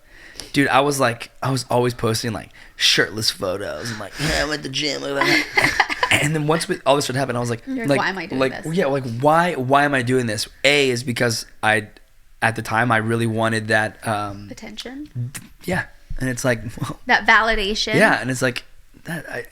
Just feels, now it feels wrong. Dude, you look good in those photos. I went back at your Instagram. Shut up. I was like, dang. Shut up, man. I was like, this dude's freaking shredded. I'm gonna stalk you, bro. I'm gonna stalk you, bro. You're gonna find a lot of shirtless content. Dude, that's what's Really? funny is there's All the pictures of time. me at family Christmas and everyone's wearing a sweater. Matt, you always use that. And I'm sure. No, I have the photo on my phone. I'm shirtless and everyone's wearing a Yeah, sweater. but like, are you posting it being like, look at my shirtless body? No, I just No. hated wearing shirts as a So kid, and I still do. But this is Carlos. Carlos never has clothes on. Ever. Like, yeah. this man is always Bottoms. just That's in why like I love Hawaii, because bottoms. in Hawaii you can just wear swim trunks and no shirt and Yeah. no one And no blinks an eye. shoes. And that's us. Yeah. Well, I was even laughing with like the babysitter today. I'm like, hey, so listen, I know it's kind of weird, but like my kids don't wear underwear because we're from an island where like we literally just live in bathing suits. So I can't get them to put on underwear. So I'm like, just put her shorts on. Like, she'll be fine. She doesn't need undies. I mean, I don't wear underwear. Do you? I wear underwear. Yeah. Wow, so you don't like wearing shirts, but like wearing underwear. Yeah. I've Interesting. always worn underwear. You wear underwear with your swim trunks. Shut up. What? You Shut guys up. don't wear underwear? with Dude, your I don't wear swim underwear, period. trunks? Wait, what? Yeah. Yeah. Either one of you guys? No, you guys just go commando all the time. All the time. What's the point of that? You know what? I wear underwear if I'm wearing light pants, only because sometimes if you go to the restroom and you don't shake very well. Sometimes there's a drip and then you're like, oh, freaks, I'm in white pants. That's the reason. Yeah, I'm dead. But I don't wear underwear. No. Is that not a thing? So you're not wearing? Neither one of you guys are wearing underwear right No. now. No. He's like, Abby, do you have your undies on today? Because I do. I'm wearing undies. Okay. Well, okay, but hold on. But 2 out of the 4 of us. What's the point of underwear then? I think it's just to keep the particles from getting on your clothes. But what particles? Like, I don't know, like Human poop and like particles. and pee. Yeah, but like I mean, We like need you're to gonna get you wash it some wet anyways. wipes. That's you guys, Yeah, bro, how dirty are you, bro? bro. I wipe well. Yeah, me too. I don't know what are we Okay, talking about I right cannot now? It's unplanned, laugh dude. too What hard. the frick is No, going I gotta on? keep it together. Oh, I'm so sorry. No, not you. I just I'm so was sorry. laughing so hard. I'm like, okay. I love how honest No, you guys wait, are. wait. Yeah. I Something- told you we have zero boundaries. It's a problem. No, I love it. But I think something that's really cool that you guys have opened up about is like difficult, like struggling in your marriage, which is something like we've talked about too. And then Yeah. of course the internet's like, well, you're gonna get divorced, but like, it's like, Yeah, wow. thanks, I mean, thanks, internet. It's like, wait, you guys never have disagreements in your marriage? Oh my Never, god, no, I it's think it's perfect. really Crazy. healthy to have healthy disagreements, and then Yeah. also Yeah. for other people, if you're in a healthy place, for other people to know that, because if you're having conflict in your marriage, it can feel very isolating at times. Heck yes. Especially when you're seeing people, in Hallmark movies or like Yes. everything looks picture perfect. But I think that's really cool and inspiring about you guys. I guess like talk more about that. Well, I mean, we talked about last night. I had a great. I mean, okay. I like I said in the beginning of the podcast, if you challenge me, I will take the challenge. Like okay, Yes. like Carlos has a very strong personality, which is great. That's what I married him for. Like, I love how strong. not he my is. good looks. And your sexy, Yeah. Thank you very much. amazing Thank you, good thank you, looks. thank you. I am somebody who I was such a people pleaser for so long that it's really hard for me to stand up or like say, you know what? No, I don't like this. It's taken me a long time to kind of find my voice. So usually if there was ever a disagreement, immediately I'm like, okay, yeah, no, I'm sorry. Like, oh, you're right. Like, okay. Like, I cower very quickly. So those two opposites were kind of crazy. So we had to find a way to meet in the middle. So I'm getting much better Yeah, at saying things that I don't like. And I'm getting But much it better at not definitely- overpowering and understanding. But we definitely have moments. So last night we're talking about something, and it's just something simple, but our writer had to change a writer. So a buddy of mine was like, well, how about this writer? And I was like, well, see if he can write the first 10 pages just so we can get like a vibe check on him. I only got off the phone and she's like, I wish you would have talked to me about that. And I'm like, what? She goes, you should have asked me that. I was like, it has nothing to do with us. Like, it's not affecting us. He's gonna have his buddy just do a vibe check on the writing and see his writing style, whatever. But we got to this thing. But I was super committed that I did not feel like I needed to ask her permission for that, and she felt the opposite. So instead of like resolving it right there, we tried to, and then I just put my hard hat on and I was like, all right, fine. I'm not gonna talk to you. I'm just gonna clean. No. What did you say? Well, you What did remember, you I say, don't. babe? I blacked out. What did I say? I'm just gonna have to start focusing on me. I did say that. I said, good luck with that. No, because He I said, was. "I You didn't know say what? that." You know what? In my defense, I was very overwhelmed. We spent 2 days where she was kind of in the bed, just chilling, and I had the kids, and I was doing Pressure. everything, and the Life house. And is stressful. Life. So I was just like, I mean, man, I'm cleaning. Like, even though there's no furniture, the house but you gets guys- very messy with these I'm kids. sure. You have to know, I understood this though. So like, I was not mad But at all. I kind of get into this place where like I just do me, and I'm like, fine, you know what? I'll take care of the kids. I'm not I don't need you. It's fine. It's fine. And I just got into one of those moods. And anyways, so those things kind of happen, but we always find, like, I don't like going to bed angry. she likes. I do not mind going to bed angry. Yeah. Do you know why? I need to rest. Yes. I need my brain to take a break first before I can have this conversation. Whereas he's the opposite. It's like 2 a.m. He's like, no, we need to have this conversation now. And my brain literally needs time to process it. You guys do that? Well, I We just totally talked about relate this to and- you. and Who's I'm who? Who's just who? like- You're like me. Abby Let's get it always done right relates to the now. husband, and I always relate to the relate wife. to the husbands. Always. But hold But on. he's like the wife in the Well, marriage. hold on, for real, hold on. though. Hold on. I think I just had an epiphany for me. Okay, tell me. All of my issues that I have in life with like confrontation come from rejection. Mm-hmm. I have a really estranged relationship with my parents. Both of us do. Yeah. We're like literally we're on our own. Like we don't have anybody. So like, no grandparents or nothing. It's just us. And I think that is really like that whole thing of rejection and just in life and in acting and this world, rejection is a huge thing for me. Like if I feel like I go into a conversation and someone's not liking me, I start trying to make the conversation like liven up because I'm like, I want them to like me, you know? Yeah. So I think you going to sleep at night and us not solving it to me is a form of rejection. Because I'm going, so like now we're going to bed and my wife who like supposed to love me is like really mad with me and I don't want to be rejected. So how can I like, no, let's solve this. No, usually I'll go to sleep like not super happy, but I'll be like, okay, I'll still touch Yeah, she'll you. touch me with her You'll toe. get like one touch. The toe. I tell that I'm like, just give me get the like toe. a little touch. Wait, you'll from do me the toe to know thing? that I'm such we're a chick. okay. Abby does that to me. I'm such a chick, man. No. I make him give me his toe. I'm like, just show me that you still are Like here. you're still here. So We you still like have to go to things sleep resolve, but- and like rest it off and breathe. Well, if we've been Yeah. talking about it for over an hour, I'm like, it's 1:00 in the morning. Yeah, let's figure this Let's out get tomorrow. some sleep. We're gonna be okay. We'll still be married in the morning. Let's just I'll resolve go it. till the morning. I'm Yeah, like, It's that's- like that's me. let's hash this out right now. But what you actually need is a break from the moment. Yeah. For both of you to go, it's actually like right now it's under a magnifying glass. It's really not that big of a deal. You both just need to rest because there's probably other stressors causing the animosity, causing that sort of like riffraff. And that rest does everything. We didn't finalize the conversation last night. We technically didn't the boat thing finalize happened. anything. And that's why I said, hey, listen, I know we have all this stuff going on. Let's just put that to the side and let's just forget about that and let's deal with the boat right now. And then I kind of washed everything But away. how good was that Yeah. rest this morning? Oh my God. Literally washed Thank you, it Abby. away. Oh, thank you so much. Something I just thought of. I did a deep dive on your YouTube channel together. I no. love all your vlogs of Oh, no. living on a Oh, boat. no. And something I saw way back from 12 years ago. You made this music video with Justin Bieber and Oh my gosh. Selena as well as Call me maybe. You have to know. Call Me Maybe had been out for 2 years and nobody had heard of the song. Wait, did your video blow So- up the song? Yeah, Yes. so Wait, what? Hold on. Yes. In a nutshell, I was dating someone who was like best friends with Selena. So She lives here in Tennessee. Yeah, She's that the one. girl that we were talking Wait, about. the She's super sweet. The ex Yeah. that sold you your house is No. the girl No, that was no, in the video. different ex. A But she different also ex. lives The ex in after Tennessee. that one. Was friends with Selena. So was how that many okay. exes did you have by the age He of was 23? a serial dater. I still dated because I hated being alone. I didn't like rejection. It all goes back. Oh my gosh, this is therapy for me. Okay. Maybe it should So- be unplanned therapy sessions. We all That's so need funny. those. So basically, girlfriend came over. Then Selena was there. I have a funny story with Taylor Swift too. But she comes over, and it was me, Selena, Alfredo, and my girlfriend at the time. And basically, she's like, yeah, Justin keeps playing this song. He's obsessed with it. It's his girl from Canada, whatever. So plays it. It's like, I just met you.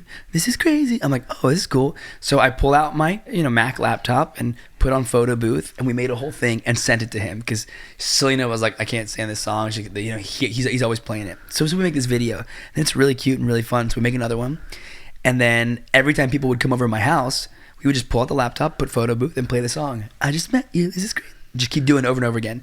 Then a few with the Big Time Rush guys, Justin did a few of them, and then me and Alfredo did an edit, and that was the video. And Fredo was like, he did a good chunk of the edit. He was pivotal in that. And then we put it on on my YouTube channel, which I was trying to grow. And actually, I got Scooter like yelled at me because I put it out on like a random Monday, and he's like, oh man, we should have planned this out and did this, blah blah. At the time, I didn't really care. Didn't he like scream at you to take it down for a minute? I don't know. This is Scooter Braun. Scooter Braun, yeah. Justin Bieber's manager. Yeah, Okay. yeah. Like he was not happy that like we like put it out on a We're Monday or supposed to something use like strategy. that. Yeah, well, I mean, but he's just a kid. He was like, we were just having fun. But like, It you wasn't know, like, and then yeah. my brother, like, who was helping me with my YouTube, he's like 4 years younger than me, calls up Scooter and tries to get a release so that we could monetize it. And Scooter's like, no. I was like, oh, dude, because that would have been some good money right there. Yeah. Well, it has like 80 million views. Yeah, I mean, that's what I'll take it. I'll take it. But so the song starts blowing up, and I feel like that was like kind of the first viral video of that type at its time, where it was like just a bunch of like friends hanging out and making this, you know, like little music video. And then the song blew up. Song just kept going, and she kind of got like that song got a second win. And I don't know if it's true. I mean, I heard a lot of different stories, like, you know, like the label was about to drop her. I like maybe not. It's just kind of, you know, hearsay. Yeah. But 100% that song is what made her relevant, and obviously Justin Bieber being a part of it, and Selena, and like all that. And the craziest thing is, I did Grease Live with Carly Rae, and she never mentioned it. I was like, why didn't you bring it up? She did back into Alexa's car, and oh my gosh, I forgot about but that. Carly Rae, I think, yeah, never. She never thanked you for blowing up her song. I never expected thanks, but I just thought, like, should we just bring it up? Like, Why didn't you bring it up? Were you too nervous? I just didn't think it was worth. Like, I was nervous. You know, rejection. Yep. Was that like a circle that you hung around with, like your ex-girlfriend Selena, Justin Bieber? A handful of times. Okay. This like one story. I came home from shooting one night, and again, like, I had this house that I partnered up with my dad to like redo it. So we basically like gutted it and, like, you know, redid it, and I made this like little movie theater in there. And I come home one night from working, and my girlfriend Selena and Taylor Swift are all in the theater just like hanging out. And I open the door. I'm like, oh hey, see ya. I close the door. I was like, I gotta go to bed. And now I think about it, I'm like, that's crazy. It's crazy. But you also weren't that guy. Like, No. you stayed out of those kind of circles. Yeah. But it's so You crazy were to me. I not- was like, dude, Taylor Swift was in my house. That's crazy. That's so wild. It really was. Yeah. That's so. I mean, really I thought it was was. funny too, looking back at your YouTube channel, because then the One Direction was opening for you. Like, One Direction How was opening wild was for that? Big Time Rush. that was hard, man. And you're interviewing One Direction. All the guys are right there, and I'm like, this is hilarious. That like they all look like infants. Like, they were all so young. that was the hardest thing for us as a band, because we kind of got forced to do it. Like, Really? Yeah. Our label was like, hey, this boy band, and we didn't think it was a good idea. We were like, I don't know. And look, they were super successful. Props to them. They have some. I love all their music. And they were all really nice. But literally they killed it. they would go out, do their 45 minutes, and then after our show, fans were outside of the theater chanting for One Direction. So Really? for us, like, that was really hard for us. I'm sorry. No. And you know what? They offered for us to open for them in the UK. They did like 11 shows at the O2 or something crazy, and our egos got in the way. We were like, no, never. We probably should have done it. Yeah, Yeah, you that probably would have been a What is wrong with great you business guys? move, honestly, to open up probably for One shoulda. Direction. But I think we just, our ego. I mean, and we were kids. Like, I was like 22. Like Yeah. it's hard to control your ego at that Yeah. age. And for us, we were doing our tour, but then this opener would come in, and they really just wanted to see them, and like that hurt. Although our tour was sold out before they got on, so they were there to see us. But it was like the Beatles. It was like a freak of nature. They came in, and people just they wanted these 5 cute British boys, and yeah. It was tough. Do you still hang out with any of them or keep in touch with Big Time any Rush? members of One Direction? One Direction. No, I mean, I'm sure that if we saw each other, we'd be like, oh, hey, yeah, it's Yeah. cool. But no, they're all doing their stuff. Niall was always like Niall's the great. sweetest one. Like, he was so Niall's cool. great. Aw. Yeah. Super sweet. I love his music. There's what's the song that I listened to? Heaven by Niall Horan, I think is the one. I've never heard it. His music's so good. Is Yeah. it? Like, We it's actually gotta listen Yeah, to and it. I didn't even know. I was never like a One Direction fan, but I started listening to Niall after the band split, and Yeah. I think his music's awesome. Yeah, I mean, Yeah, he's super talented. They're all so talented. I mean, what they did, like, I hope that we can do stadiums one day. Like, How sick would that be? Like, to have a stadium full of people that connect to the music like you do. Oh, man. yeah. I don't know. Well, that just must be the coolest thing ever. You guys have to come see their shows. I Their would love shows to. are insane. They sold out both tours back to back. They're about to go on another tour In Europe. in Europe, which is Wow. going to be great and huge, which I'm super bummed because I will have just given birth, so I can't go. Oh no. They're really good. Like, they're such strong performers. They've been doing it for so many years now that there's just this like cohesiveness that just works between all four of them. And I don't know, like, I think for a while they stopped performing, and I would always tell Los, I'm like, babe, you have to get back on stage. Like, you were made for this. Like, God really gave you a gift, and that's hard to do. Like, if anybody could do it, they would. Not everybody has that like it factor, and I'm like, you have it. You have to do it. He's just so good on stage. Well, what we have with the band now is really cool because we run the show. Like, back in the day, it was all Nickelodeon and Sony kind of controlling everything. Yeah. And we were able to get the rights to use the name. And Big Time Rush is kind of like our baby now versus before. You worked for the man. Yeah. Well, now we are the men. That's so cool that you guys are like back together and touring. Are you just loving getting to perform live again? Is that? Yeah, I mean, it's so fun, and like the whole family goes on tour. That's awesome. Yeah, So, we like, live on a tour bus, which is and we so go around, special. and kind of like a boat. we're That's crazy. we're working on developing a Big Time Rush movie right now. No way. So yeah, that's. Yeah, it's There crazy. are a lot of things that it's we've crazy worked that we're hard for. 15 years we've been doing Big Time Rush. Wow. It's just a part of me, and the fact that we took like a 10-year break, we had kids. One of my bandmates, got married, having a baby, like all those things. It's like all of us have grown up, so we've matured quite a bit. So there aren't the fights that we used to have. Were there fights? You guys used to fight a lot. Yeah, I mean, do you fight with your brothers? Yes. Yeah, I mean, it's like having Hold on, three hold brothers. on. You guys still fight, but you have learned. Manly You fights have now. all It's learned manly how fights. to communicate better. Like, before, it was like childish fights. Now Well, it's we're like, business partners now, right? Before we were hired hands, and it Yeah. was kind of like, That changes everything. yeah. Now we're business partners. So if I don't want to do something, they have to go, okay, well, why? And it's like, well, because my family, like, okay, well, how about the band pays for X and X to do it? Okay, you know what? Fine. That's a good compromise. Okay, great. So we have to just come at it with a different approach. But so far, so good. you guys have been handling it very maturely. Very proud of you. Now I want to go see one of your shows. That Please. must be You so have sick. to. I heard It's that you so fun. and you sold out Madison Square Garden. MSG. That's insane. Oh yeah, and the Forum in LA, and what's crazy is that we are doing Europe this summer, and we're playing a show in Amsterdam, and the day that the tickets went on sale, that show like sold out. Wow. But there were still, and I don't know how this is even possible, but we got an email from the promoter that there were still 78,000 people in the queue to get tickets. 78,000. Bro, you should sell at arena. Why are you not doing an arena tour? So the issue is we're doing a smaller show out there, so our production is only so big, and to do a huge arena or a stadium, like can't show up with, you like, can't show up with like a couple lights and So our goal is to really blow this one out, and then hopefully in 2025, if all works out, do a massive world tour. How is that being a family man touring the world? Well, we would be going with them on that tour. Okay. Yeah.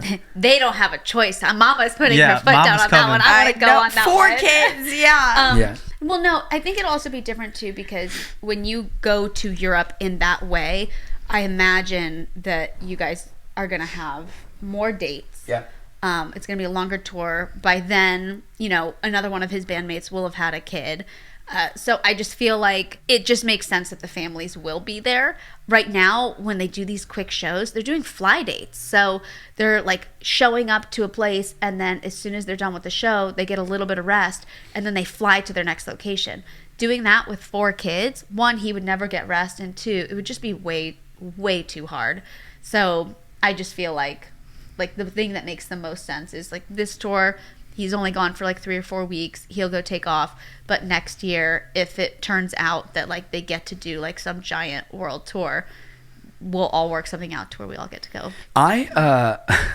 It's cool. It's unplanned. The police are at the boat and they want to speak to me. Oh my gosh. Okay. Yeah, dude, totally take the call. Brooke Yeah. just called me, but do you guys just want to continue with her? Yeah, I had some questions about Spy Kids, if that's okay. Yes. Oh my gosh. Are you kidding me? If That you're was like cool my with that, I'll childhood just show. step out. Dude, you're good. And I'm going to go talk to the police. Don't worry. I'll be back. I'm going to go talk to Okay, the police. dude, I'm so interested. I'm invested now in this hit and run on your Unplanned, boat. baby. Let's go. Who would have Okay. thought hit and run on the boat? Okay. First of all, for you, I want to say you are such a chill mama. Like, you Yeah. literally was 4, like, about to have 4. It's so fun, truly. I don't know. I think a lot of that has to do with, so I started acting when I was 4. And I think when you grow up in this industry, you are never in one place. You are always on the go. You're constantly meeting new people. When you think things are going to be one way, they really turn out to be another. So if you don't have like a go with the flow personality, that industry just won't work for you. So for me, it's just kind of been one of those things where I'm like, oh, well, like it's out of my control anyway. The things that I can control, great. The things that I can't, whatever. We're going to make the best of it. I love that. I always want to be more of that because I feel like, especially since becoming a mom, like my want to control, like I've never been like, I don't really like being in control of things, but it's definitely like I start to feel it more where I'm like, really? Like I need stability. I need like what are routine. The stressors for you? The routine? Like I'm like, I need routine. I need like to some extent. I get that though, because that creates a lot of good stability with, kids at home having that routine. And I think that's kind of been the hardest for us in this season of living on the boat. Like we're so ready for a routine for our family, even for our kids, just giving them that stability. Now, remember, like we travel nonstop. So luckily our kids are also very go with the flow. So we're trying to find a way to balance, like, okay, how do we have a routine that makes sense for the life that we live? So is it, no matter where we go, is it like starting the morning with like a prayer time or always ending it with like either a bath, a story, and a prayer, or just something that just always stays the same no matter where we go? What can stay the same, so that way they know what to look forward to, regardless if we're on a boat, on like a tour, or in like some random studio filming a movie, I love that. I feel like it's like almost more like a rhythm in my mind, because it's like, yes, we can do this anywhere else, but it's like a routine. I'm like, it has to be in this room, in this space, this way. Like I love that, which I love too, but I've just learned that's just not our life. As much as I would love to just be like, this is our homeschool room, this is where we will always do homeschool. That's nice for when we're home. But when we're not home, when we're just on the road, it's not going to happen that way. And I have to be okay with that. And if I'm not, my head's going to explode. So I've just learned, like, if I'm going to make it work, then I have to be okay with these random changes. And then, like, it's that letting go of control. Once you let go of control, it's just, life gets better. Right. It really does. You're never disappointed. You're like, what's out of my hands? Yeah. Which took him a long time, because he is like the typical Latino, like, I want to be in control. I've got this, whatever. And the more and more he's just let go of the control, I just watched stress just release from him so much. Like this boat situation happened 5 years ago. Carlos would have reacted in such a different way. He would have been a mess. He never would have slept well at night. He would have been like, what do I do? I have to fly there right now, whatever. Like, whereas in this season of his life, he's just learned, like, it's out of my control anyway. I'll deal with it tomorrow. Let's get a good night rest, and that's it. But it took a long time to get through letting that go. How often do you get confused for Lavagirl from Shark Boy and Lavagirl? All the time. Okay, so Taylor is a good friend of mine. I love Taylor Dooley. She is like the coolest girl ever. But I can't tell you how many times people think it's the same movie, because it's the same director, same crew, same like studios. Everything about it was all the same, except for the fact that totally different that movies. was Taylor Dooley. When this morning, Abby was like, we definitely need to talk about Shark Boy and Lavagirl, because like that was such an iconic movie. I get it confused. And I'm like, Abby. Listen, Abby. So was Spy Kids. I had Spy Kids on DVD. But everybody thinks it's the same. They do have similar vibes. You know what? They have similar vibes. I only just recently watched Shark Boy and Lavagirl. I never did until, I would say, a year and a half ago or 2 years ago, because my kids are obsessed with Shark Boy and Lavagirl. Like, they like Spy Kids, they do, but they love Shark Boy and Lavagirl. And now I know why. I watched it. I'm like, this is great. It's actually really deep. And like the story that they're telling, and like both Taylor, like all the kids were great, but like Taylor and Taylor did such a good job with their characters. I'm like, this was actually a really, really good movie. I'm a little sad it wasn't a Spy Kid movie.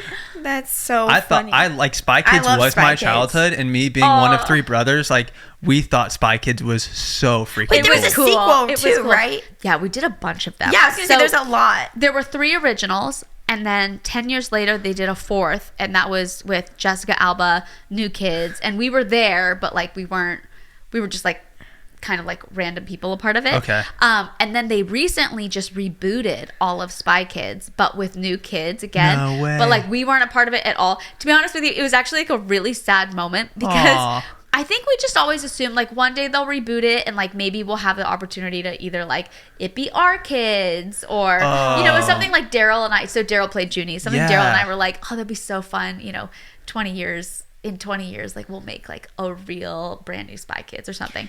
Cute. And I get a phone call, or no, he's at rehearsal. We're at the studio. He's at rehearsal because he's about to go on tour. And this guy walks in. And he's like, oh my gosh, I've been meaning to call you. My good friend is the new Spy Kid. And I was like, what? Like, I didn't even know they were making another one. And he's like, my good friend, his kid is the new Spy Kid. And I like just played it off. I was like, no way, good for him. Oh, so awesome. He's like, oh, I got to FaceTime them. So like, they're like FaceTiming. I'm like, this is so cool. And in my head, I'm like, they're making a new Spy Kids? Like, Aw. what?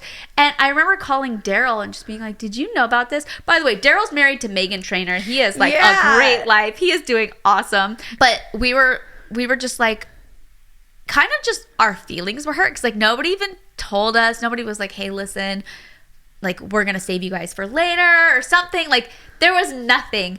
And we just both felt like just a part of us had kind of like died. Aw. It was this weird experience because it was such a part of our lives. Such a part of our lives. But like since then, you know, like while they were filming Spy Kids, they film everything in Austin, Texas. He happened to be going like on the tour bus through Austin. So I just wrote and I was like, hey, we're in Austin. I want the kids to be able to go see the old airport hangar where we shot. Is that open right now? And they were like, actually, we're still in the middle of filming. Do you guys want to come to set? So we went to set. We met the new kids. They could not have been nicer. They pulled out every old gadget out of storage. Wow. And displayed it. Like our old Super Guppy, our old spy plane, the Dragonfly submarine. They pulled all of these out of storage, you guys, and brought them into this giant airport hangar, like green screen stage. And then pulled out like our watch and Ralph, that little like spider guy that would like crawl around. Yeah. Like all these different cool, like nostalgic gadgets were just on display, and like our old costumes, and my kids were just having the time of their lives. And it was the weirdest thing to literally be like sitting in the Super Guppy holding my kids and like being a grown up having that. Like it was such an emotional, beautiful experience. And then when I showed up to set, like the new set that they were filming with like the new kids, the crew is the exact same. That's what's really cool about the filmmaker of this movie. Robert uses the same people over and over and over again. That's why a lot of times you'll see like the same cast come through there, the same crew. He keeps his crew always. So they know how he works, he knows how they work, and it's just this tight-knit community. So the people that I worked with 20 years ago were the same people that were there. And like we were all bawling because they're like, you're here with your kids on this set. It was just such a beautiful, unique experience. Wow. And yeah, so even though it was like a passing of the torch and like that was kind of like sad, it was also just really, really beautiful to be able to have that experience and with my babies. That's so sweet. That Now was I'm really sad cool. for you. I want you to have a cameo in the new Spy Kids movie. Well, the new one ended up being great. So my little kids love it. They actually love it more than the other three. Like, thanks, guys. But it's so sweet because they understand that the other ones were mommies. So they're like, Mommy, we want to watch a new Spy Kids, but it's the one that you're not in. Are you okay with that? They're trying to break it to you. Yes, are you, like, of course. It's not going to hurt my feelings if you watch the movie and they're like, oh, okay, good. And then, you know, they're like playing it 10 times in a row.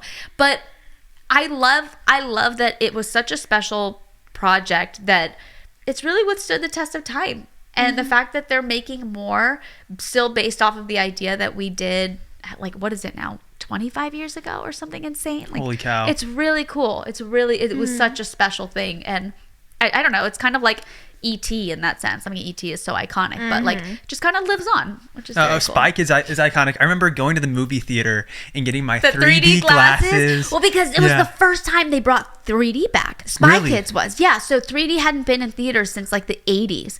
And Really? Robert was like, I want to bring this back. I really do. And he's like, and I don't want to do it in the new, like, I want to do like the old school red and blue glasses. And like, so he brought 3D back with Spy Kids. How cool. And now it's big. Every And now movie it's has everything's 3D. Although it just makes me so nauseous. I'd rather watch it in 2D. Yeah, I get Personally. that. Yeah, I even got the DVD. Did you? I think When it was it like a comes with like birthday. 4. Yes, like, and we got the 3D glasses with the DVD, and so as a kid we Amazing. put on our 3D glasses and watch it at home. Meanwhile, my kids now are like, what are these things? I'm like, you don't know what a DVD is? Oh my gosh, like we've reached a new era. Something that you mentioned that I thought was kind of interesting was how you maybe envisioned or like thought that one day your kids would be in the movie, like Spy Kids or Yes. things like that. And I guess that just like brings up a conversation, like since you were raised as a child actor, like how you would parent a child that was interested in child acting, or what your perspective on that is. So I know a lot of people who grew up in the industry would be like, I would never let my kids do this. I had a really different experience. I was very, I would say, sheltered in a good way. Obviously, there were things that I also wish, we could have maybe done differently.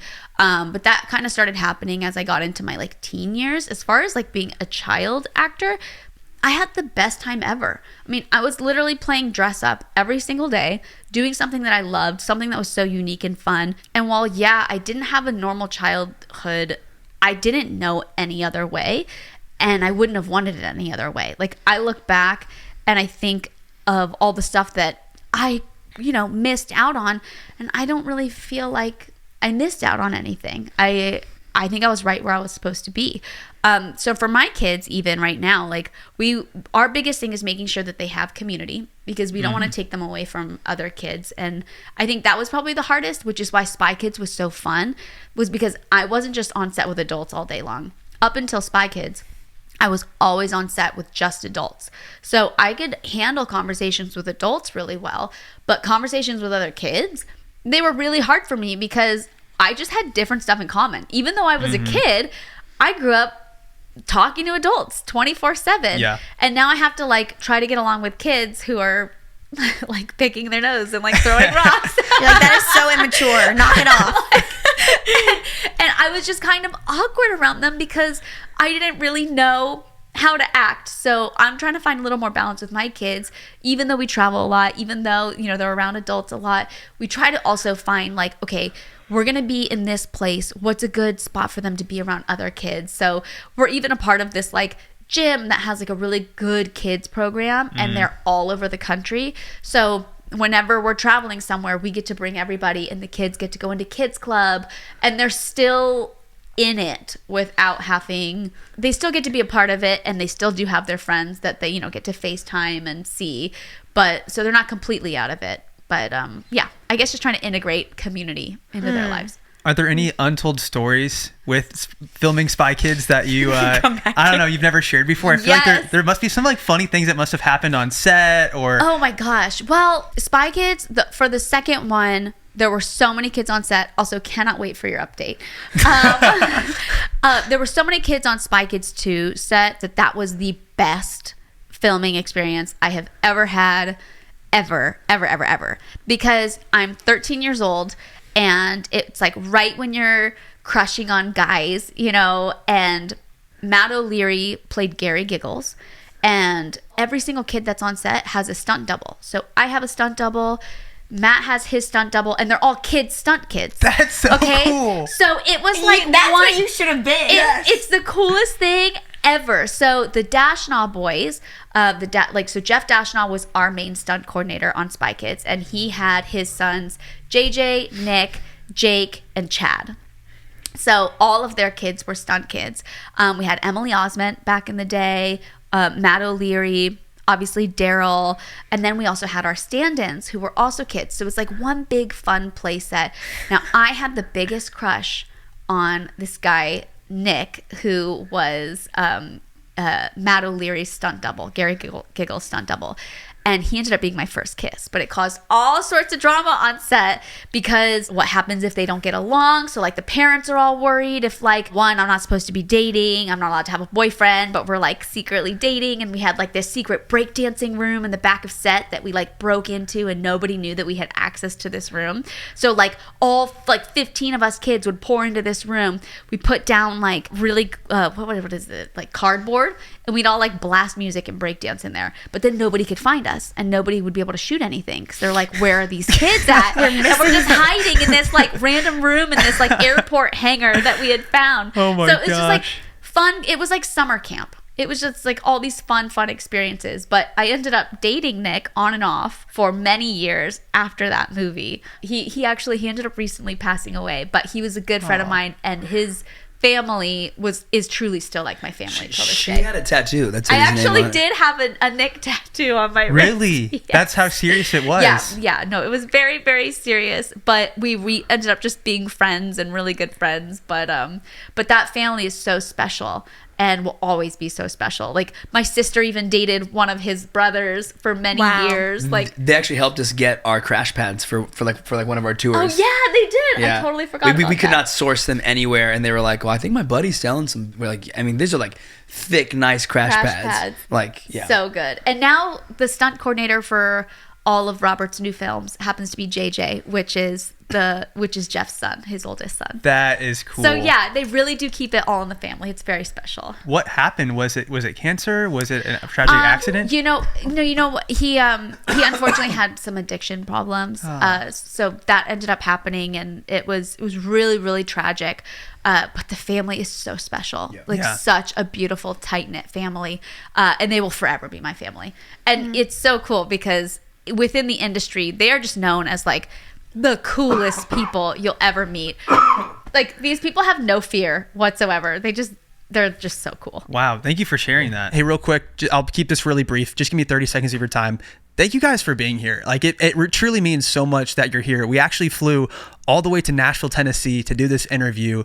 And it's all because of you guys. You guys have been watching this show. You guys have been subscribing, interacting, leaving comments, and it means the world to us. I just have one ask from you guys, and that is if you would please hit the subscribe button. It would mean the world to us. I promise that I'm going to do everything I can to keep making this show the best it can be. We're going to bring on the guests that you guys want. We're going to talk about the topics that you guys want. And give us feedback down below. Let us know who you guys want us to bring on the show. Let us know topics you want us to cover, because we're doing this for you. It's been a lot of fun. I can't believe that this is something we get to do. We get to interview some amazing guests. And so your support means the world to us. Thank you so much. If you subscribed, that means the world to us. Now back to the episode. Officer Jacob, he wanted to speak to me. So we have the captain's contact info. Great. We have their insurance. Okay, great.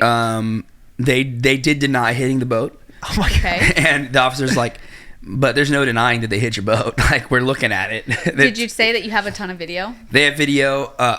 We have video. They have the video from the marina. The vessel is still on its way to Miami at 3 knots because It's a big old boat, yeah. But they're gonna cite the captain, and he is 100% responsible. They're writing up a report that we have to basically finish filling out and send in 10 days, send to our insurance. And he's like, this sucks. And it's not confirmed, but they could have potentially been intoxicated. Intoxicated, yeah. That would make sense because they literally hit the boat twice.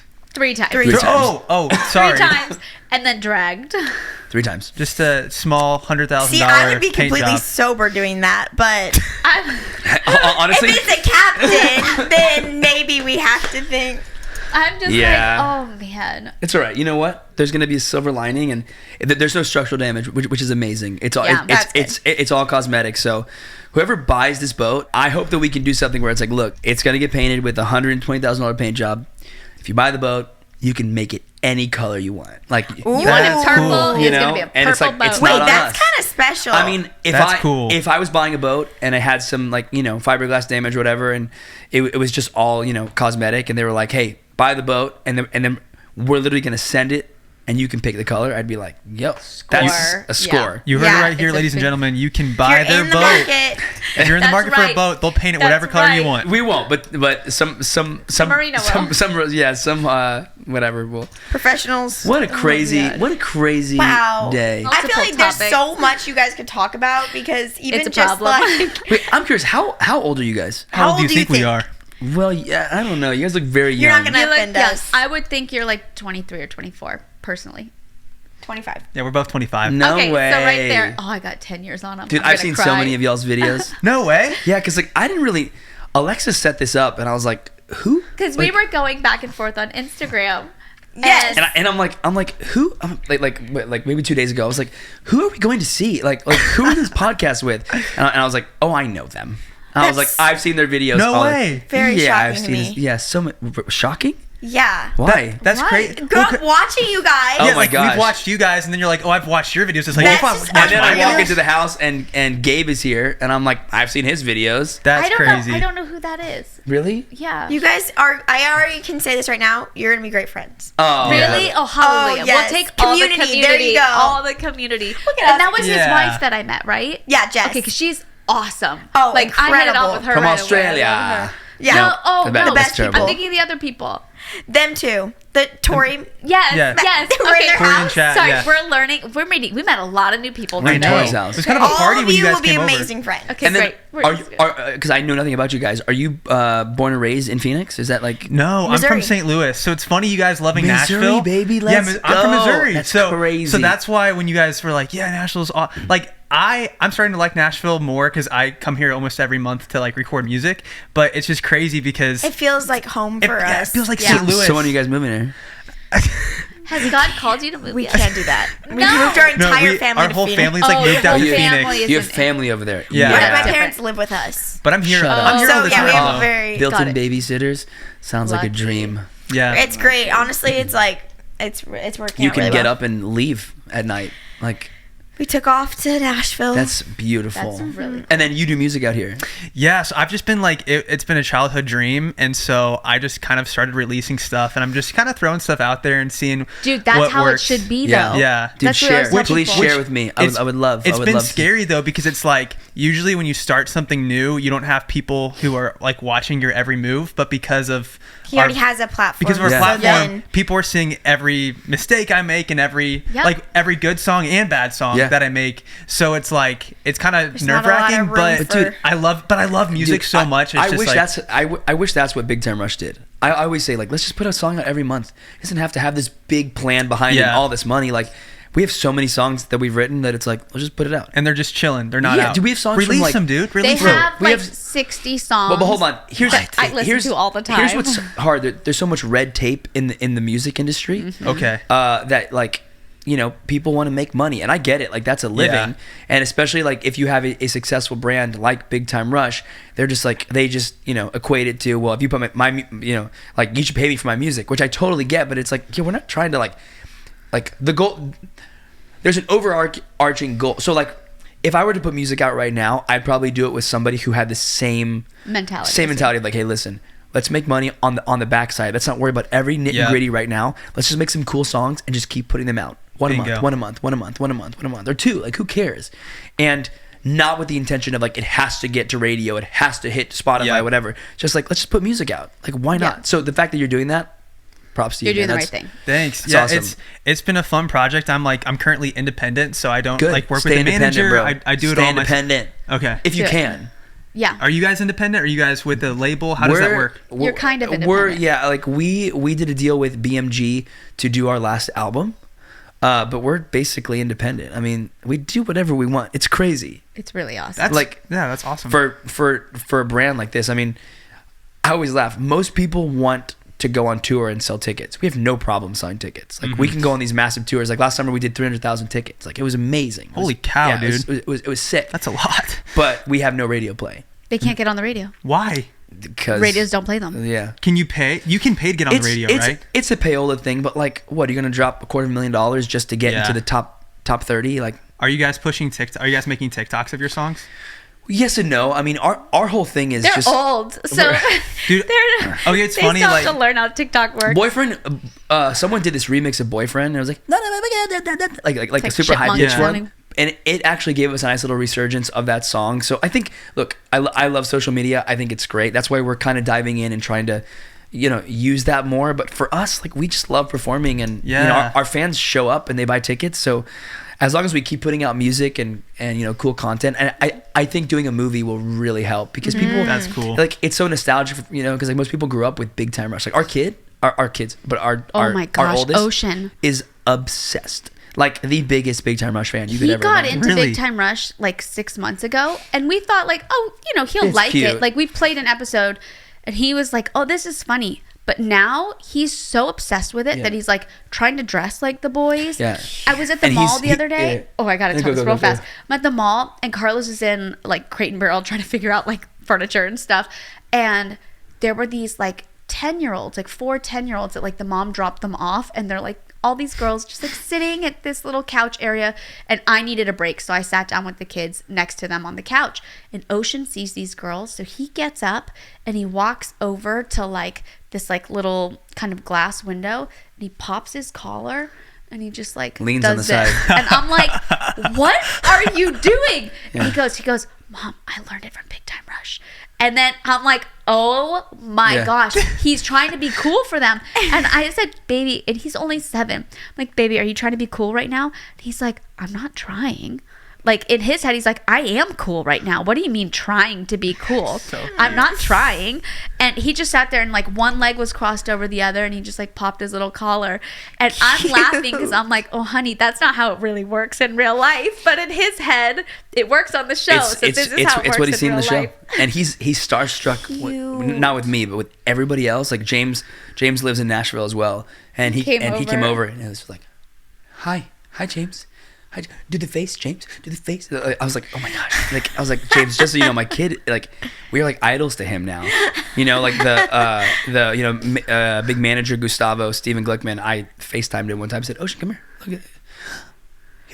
Gustavo Rock. He wouldn't even talk. It's Gustavo Rock. And he like walked off camera, and I was like, it's okay. And he's like, I want to talk to him. I'm like, dude, it's okay. It's so funny. It's beautiful. I love that for you guys. It's cool. You guys are so cool. It's so fun. Well, listen, it's just so fun. you guys have to, once we get our podcast up and running, you'll have to come and, it or would be we'll an come honor. to you or do it online. and then you guys whatever can it even is. stay at the house. Dude, because would we'll love have that'd furniture. be You know awesome. what? Next time you come do Griffin. a session, we'll just kind of plan it out. You come stay, Yes. stay with us for a few days, do the podcast. You can chill and You guys are awesome. I'm Like, excited. literally Great. so cool. You do it all. You have a family. You both have your own very successful careers. Like, we try. and like High We're five. working on it. We have like, some really cool stuff that I can't share here, but I'll share after we get off camera. It's We're pretty really good. excited. It's really inspiring because like you guys are proof that you can have it all. Like you can be a family man. You really can. You can have It's not easy. all these values and hold true to them and still do the entertainment industry, because everybody would think that you can't. think it's so toxic and like Yeah. you can't have a family. Well, can't have. It is, but you have to kind of put a bubble around yourself and just say, what are my priorities and what do we put Boundaries. first? Like, we put our Boundaries. family first. If like, they've thrown, she had an opportunity to do a TV show, and they were gonna give her like 70 or 80 grand a week to freaking do this TV show, and at the time we needed the money so badly, cow. and we were like, yo, this is insane. But it would have meant moving the family to Georgia and doing and like living we in had just moved to Hawaii. and living in a little apartment and all this stuff, and it was like, where is our family going to thrive? Living in an apartment in Georgia while you work all day, or staying here in Hawaii?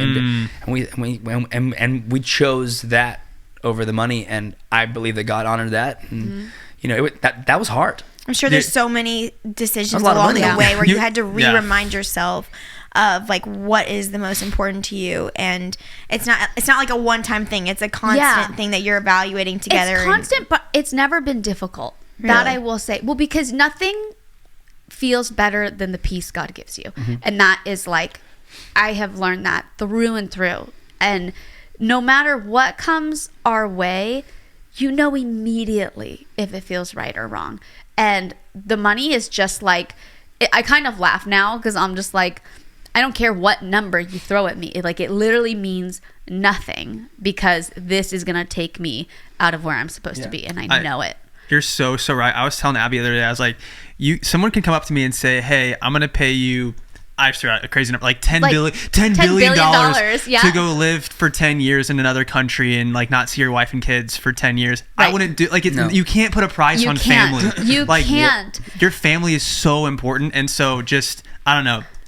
You can't put a value on You that. cannot at all. And it's so wild to me because I'm like, in short, from like an outsider's perspective, it's like, oh my gosh, you're crazy. It's just a small sacrifice or whatever. And it's like, no, you don't understand.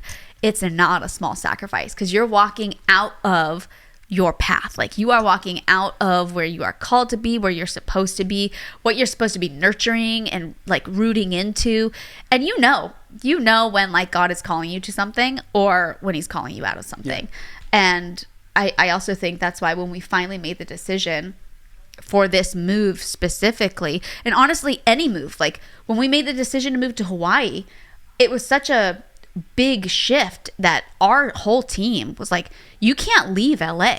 Like LA is where you need to be. You need to be here for auditions, for meetings, for anything to do with like film, TV stuff. Like if you leave here, your careers are over. And we knew that wasn't going to be the case. Like even though that's not what everybody was telling us, we knew in our hearts we were going to be covered by making this move because it's where we were being called to. And we really needed to get out of California in that season badly. Yeah, I mean, we just chase God's direction versus the money, which I think is like most people just chase the money all their life. It's like money. And I was there. I used to be a super materialistic person, like big house, big this, big that. And if she taught me anything, because she started over 3 times, make money down to zero, make money down to zero, make money down to zero. Once with me and 2 on her own. And after those experiences, we just went like, we're chasing the wrong thing. Yeah. You know?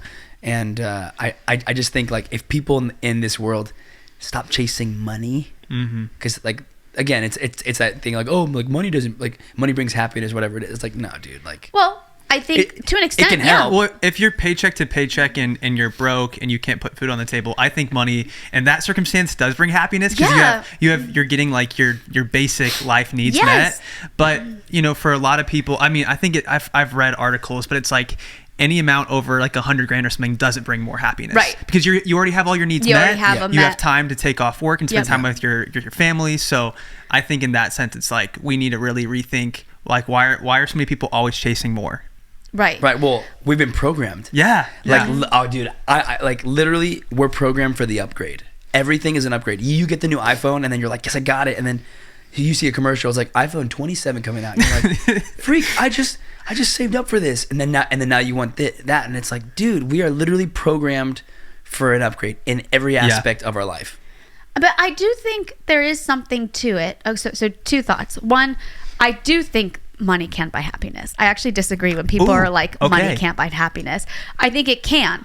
I just don't think it solves your problems, and I think it's a temporary happiness. It's not a fulfillment.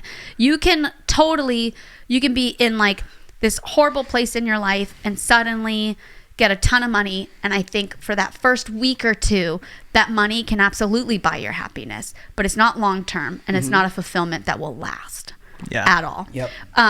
But I think money is a tool, and we talk about this all the time. Money is not this end all be all thing. It's a great tool that can get you the things that you either want in life or to help you achieve goals or to help your children, whatever it may be. But you have to look at money as a tool, not as like, oh my gosh, I like need this money. And storing because, it up and like obviously be wise steward. But every time that we are in a comfortable place in our life where we have like really good savings and things are good, God always comes in and he's like, who are you relying on?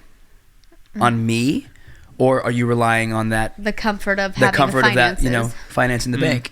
And every time we're like, freak, a shift happens, and whether it's moving to Tennessee and buying a house, and now basically, you put your savings into that house and you buy the house, and now, you're not as comfortable as you're still making a living, but it's not like, you have all this money in the bank where you can just do nothing. Now you got to continue. And every single, it's happened 3 times, every single time. When that shift goes from him to like money or something else, he's like, no. I need you to rely on me. Every time. One last thing. Last question I want to end on. You guys combined your names Yeah. when you got married, which is I've never heard of anybody else literally You doing mean you never didn't do that heard- either? No, I've never heard someone doing Howard that. Biswell would not. Howard Biswell would not work. That doesn't sound cool. Yours sounds really cool. Howard, no. Penna Well, I mean, Vega kind of sounds the It's Howard really Biswell. cool. What would you do with that? What, Howard Biswell? Yeah. How biz? How no? Biz Howard. Sit on it. Let us know. I'll sit on it. Penna So- Vega works great. It does. We- Penna Vega works. Hiswell. Yeah, Biswell. Hey. His well. His well. No, we went to the place, the courthouse, and we signed out this paper, and they're like, we had talked about it beforehand. we did, but there's a legal way to change the name. I didn't know this, so you went in. We just put on our marriage certificate. He goes, "Who's taking whose last name?" And I was like, "Okay, we'll figure it out." So I put Penna Vega as one word because Vega Penna sounded dumb. So Vega Penna. So Penna Vega, It's not great. and I slid it under the paper, and he looked at it and he goes, that's a cool name. Stamped. Boom. And once you have the marriage cert, You can change anything and everything. so then we did our licenses. Then after that, we did our passports. And after you have all that, we did our social socials. security. And then we just became the Penna Vegas. And I don't know if that was the legal way to do it, but we did That's it. what we did. That's I love that. crazy. Yeah, That was isn't that great. crazy? It was Good great. for you guys. And it worked because, like, We were already both established in the industry. Yeah. That look, we could have fully just gone like Penna and called it a day, but I don't know. It just felt really. We both come from, God bless them, and we love them, but like what family isn't kooky? So we both come from. well, kooky clearly they live with their families. parents, so it's not that kooky. No, they're But kooky. everybody's kooky. We're kooky. But we just felt like we really wanted a fresh start. We wanted to start over. Like, so what does starting at 0 look like? And that was Penna Vega. Penna Vega. Like creating our own That's really sweet. new and family. using it in our industry too as our professional name. Like most people get married and they're like, well, I'm still gonna stay XX. We were like, no, we're gonna be Penna Vega. So all our new contracts were all done Penna Vega, Penna Vega, Vega, Penna Penna Vega. Vega. And the Because first that's time really seeing cool. it was really cool on too. Spare Parts, Yeah, Spare the Parts. poster, Yeah. that was awesome. I think a lot of people that listen to this are probably also come from difficult family situations as well, and they can find like hope in that, and like, yeah. hey, we can be the start of something new for our family and for generations to come. This can carry Absolutely. on. We love So- our families. And you could But they're still just a honor little your crazy. family Hey, and of all course, of that. of course, Like, of yeah, course. you know, you can we still love them, we honor them. them. But sometimes you just, I wouldn't live with them. What are you talking about? You live with my father. Oh, yes, you're right. He's very helpful. He's So I am- he's very accommodating. real quick. So I have a really interesting relationship with my father. So he is my birth father, but I didn't really get to know him until I turned 23 years old. No and around then was when I met Carlos. So we started getting to know my real dad at the same time, and they clicked. They hit it off really well. So even though he's my dad, he doesn't feel like my dad because he didn't raise me. He also doesn't look like your dad. He looks more like my dad. Yeah, he's very Colombian. So like this old Colombian And man dark. with a So everyone's thick like, "Is this your dad?" accent, I'm and like, "No, that's it's her actually dad." her dad." I was like, "Yeah, that's mine." So they hit it off really, really well. He lived in Hawaii with us for a while. Yeah, he lived. Yeah, and then on the boat. You know, he's had just some interesting. His life story is really crazy, and that's a whole other podcast. But he's just lived quite a life, and now he's kind of in the place where, you know, there have been a couple times where he hasn't really had a place to live, so he's come to stay with us a few times. And yeah, one time was in Hawaii, but listen, and then on he the boat. pulls his weight. Like He's this awesome. guy, while you He's know, very helpful with while we're Carlos. gone and our water heater broke on the boat, he was like, okay, boom, here's the model, here's this, here's that, buy it, send it, I'll install it. So I shipped a new one there. Well, he's also like a genius engineer. Yeah, he's 76. Very smart. He rigged this thing. He lowered it down with his pulley system, got it in, installed it. Hot water heater done. So Like- it's like, yeah, dude, he pulls his weight, and again, I deal with a lot of rejection. So for me, having a father figure around who actually like I could like have that with and like build things with, and he teaches me a lot of stuff. And we fight too about things. It's really funny, He always those thinks two. he's right, just like like daughter, like father. But What did I do? It's amazing. Anyways, yes, I agree. love that. Parents are great. Well, you Parents guys, are great. this has been so great. Where can people follow you on social media, or where can they find your stuff? We do a lot on Instagram. So I'm at the real Carlos Penna, and you are I'm at Vega Alexa, but we share a TikTok. yeah. Hey. Lex, And it's just Penna Vega. I Penna think. Vega, yes. And then we have a YouTube channel called Lex Loves Los. No, Nope. it's not. I lied. It's called La Vida Penavega. La Vida Penavega. It used to be Lex Loves. Thank you very much. Okay. And then, we have hopefully in the next 3 to 6 months, a new podcast coming out. Wow. Called Lex Loves Los. That will be Sorry, fun. my brain. Nice. And your production company. And then we have our production company, Good For You Entertainment. We get we have a lot of stuff happening with that. tour. Oh wait, hold on. Movies. We wrote. So we have 3 books. Yes. We wrote 3 books, and then we have another that I think is supposed to come out next year. Another book? Yeah. We wrote another book? No, we haven't written it yet. Oh, It's okay, supposed cool. to come I out was like, next year. Oh, so you have the third book's coming out. 4th. We already Oh, have 3. Now we'll have a 4th. Yeah, so we Oh. did, what do they call it? The first one? Was not Like an a biography? autobiography. No, it was A memoir? memoir. Okay, thank you. Very cool. I saw that, yeah. Yes, memoir. Then we did a children's book called Ocean's World, which That's is currently sweet. being Cute. developed into a TV show. And That's dope. and then number 3, we did a 100-day devotional, which that was our big baby that we Really loved. cool. Yeah, we were really excited about that one. And then We wrote the first one just to get to that one. Yeah. That's Yeah. so neat, you guys. So It's so cool. I love it. that's it. That's And us. who knows what could happen next year? Yeah, well, I know. Well, we can't wait to tell you guys. Yeah. So Oh, very we have to cut the Let's just cut this off. We're gonna end the podcast here so we can learn about their secret project. All right, love you guys. Thank you. Thank you for watching. having us. Bye.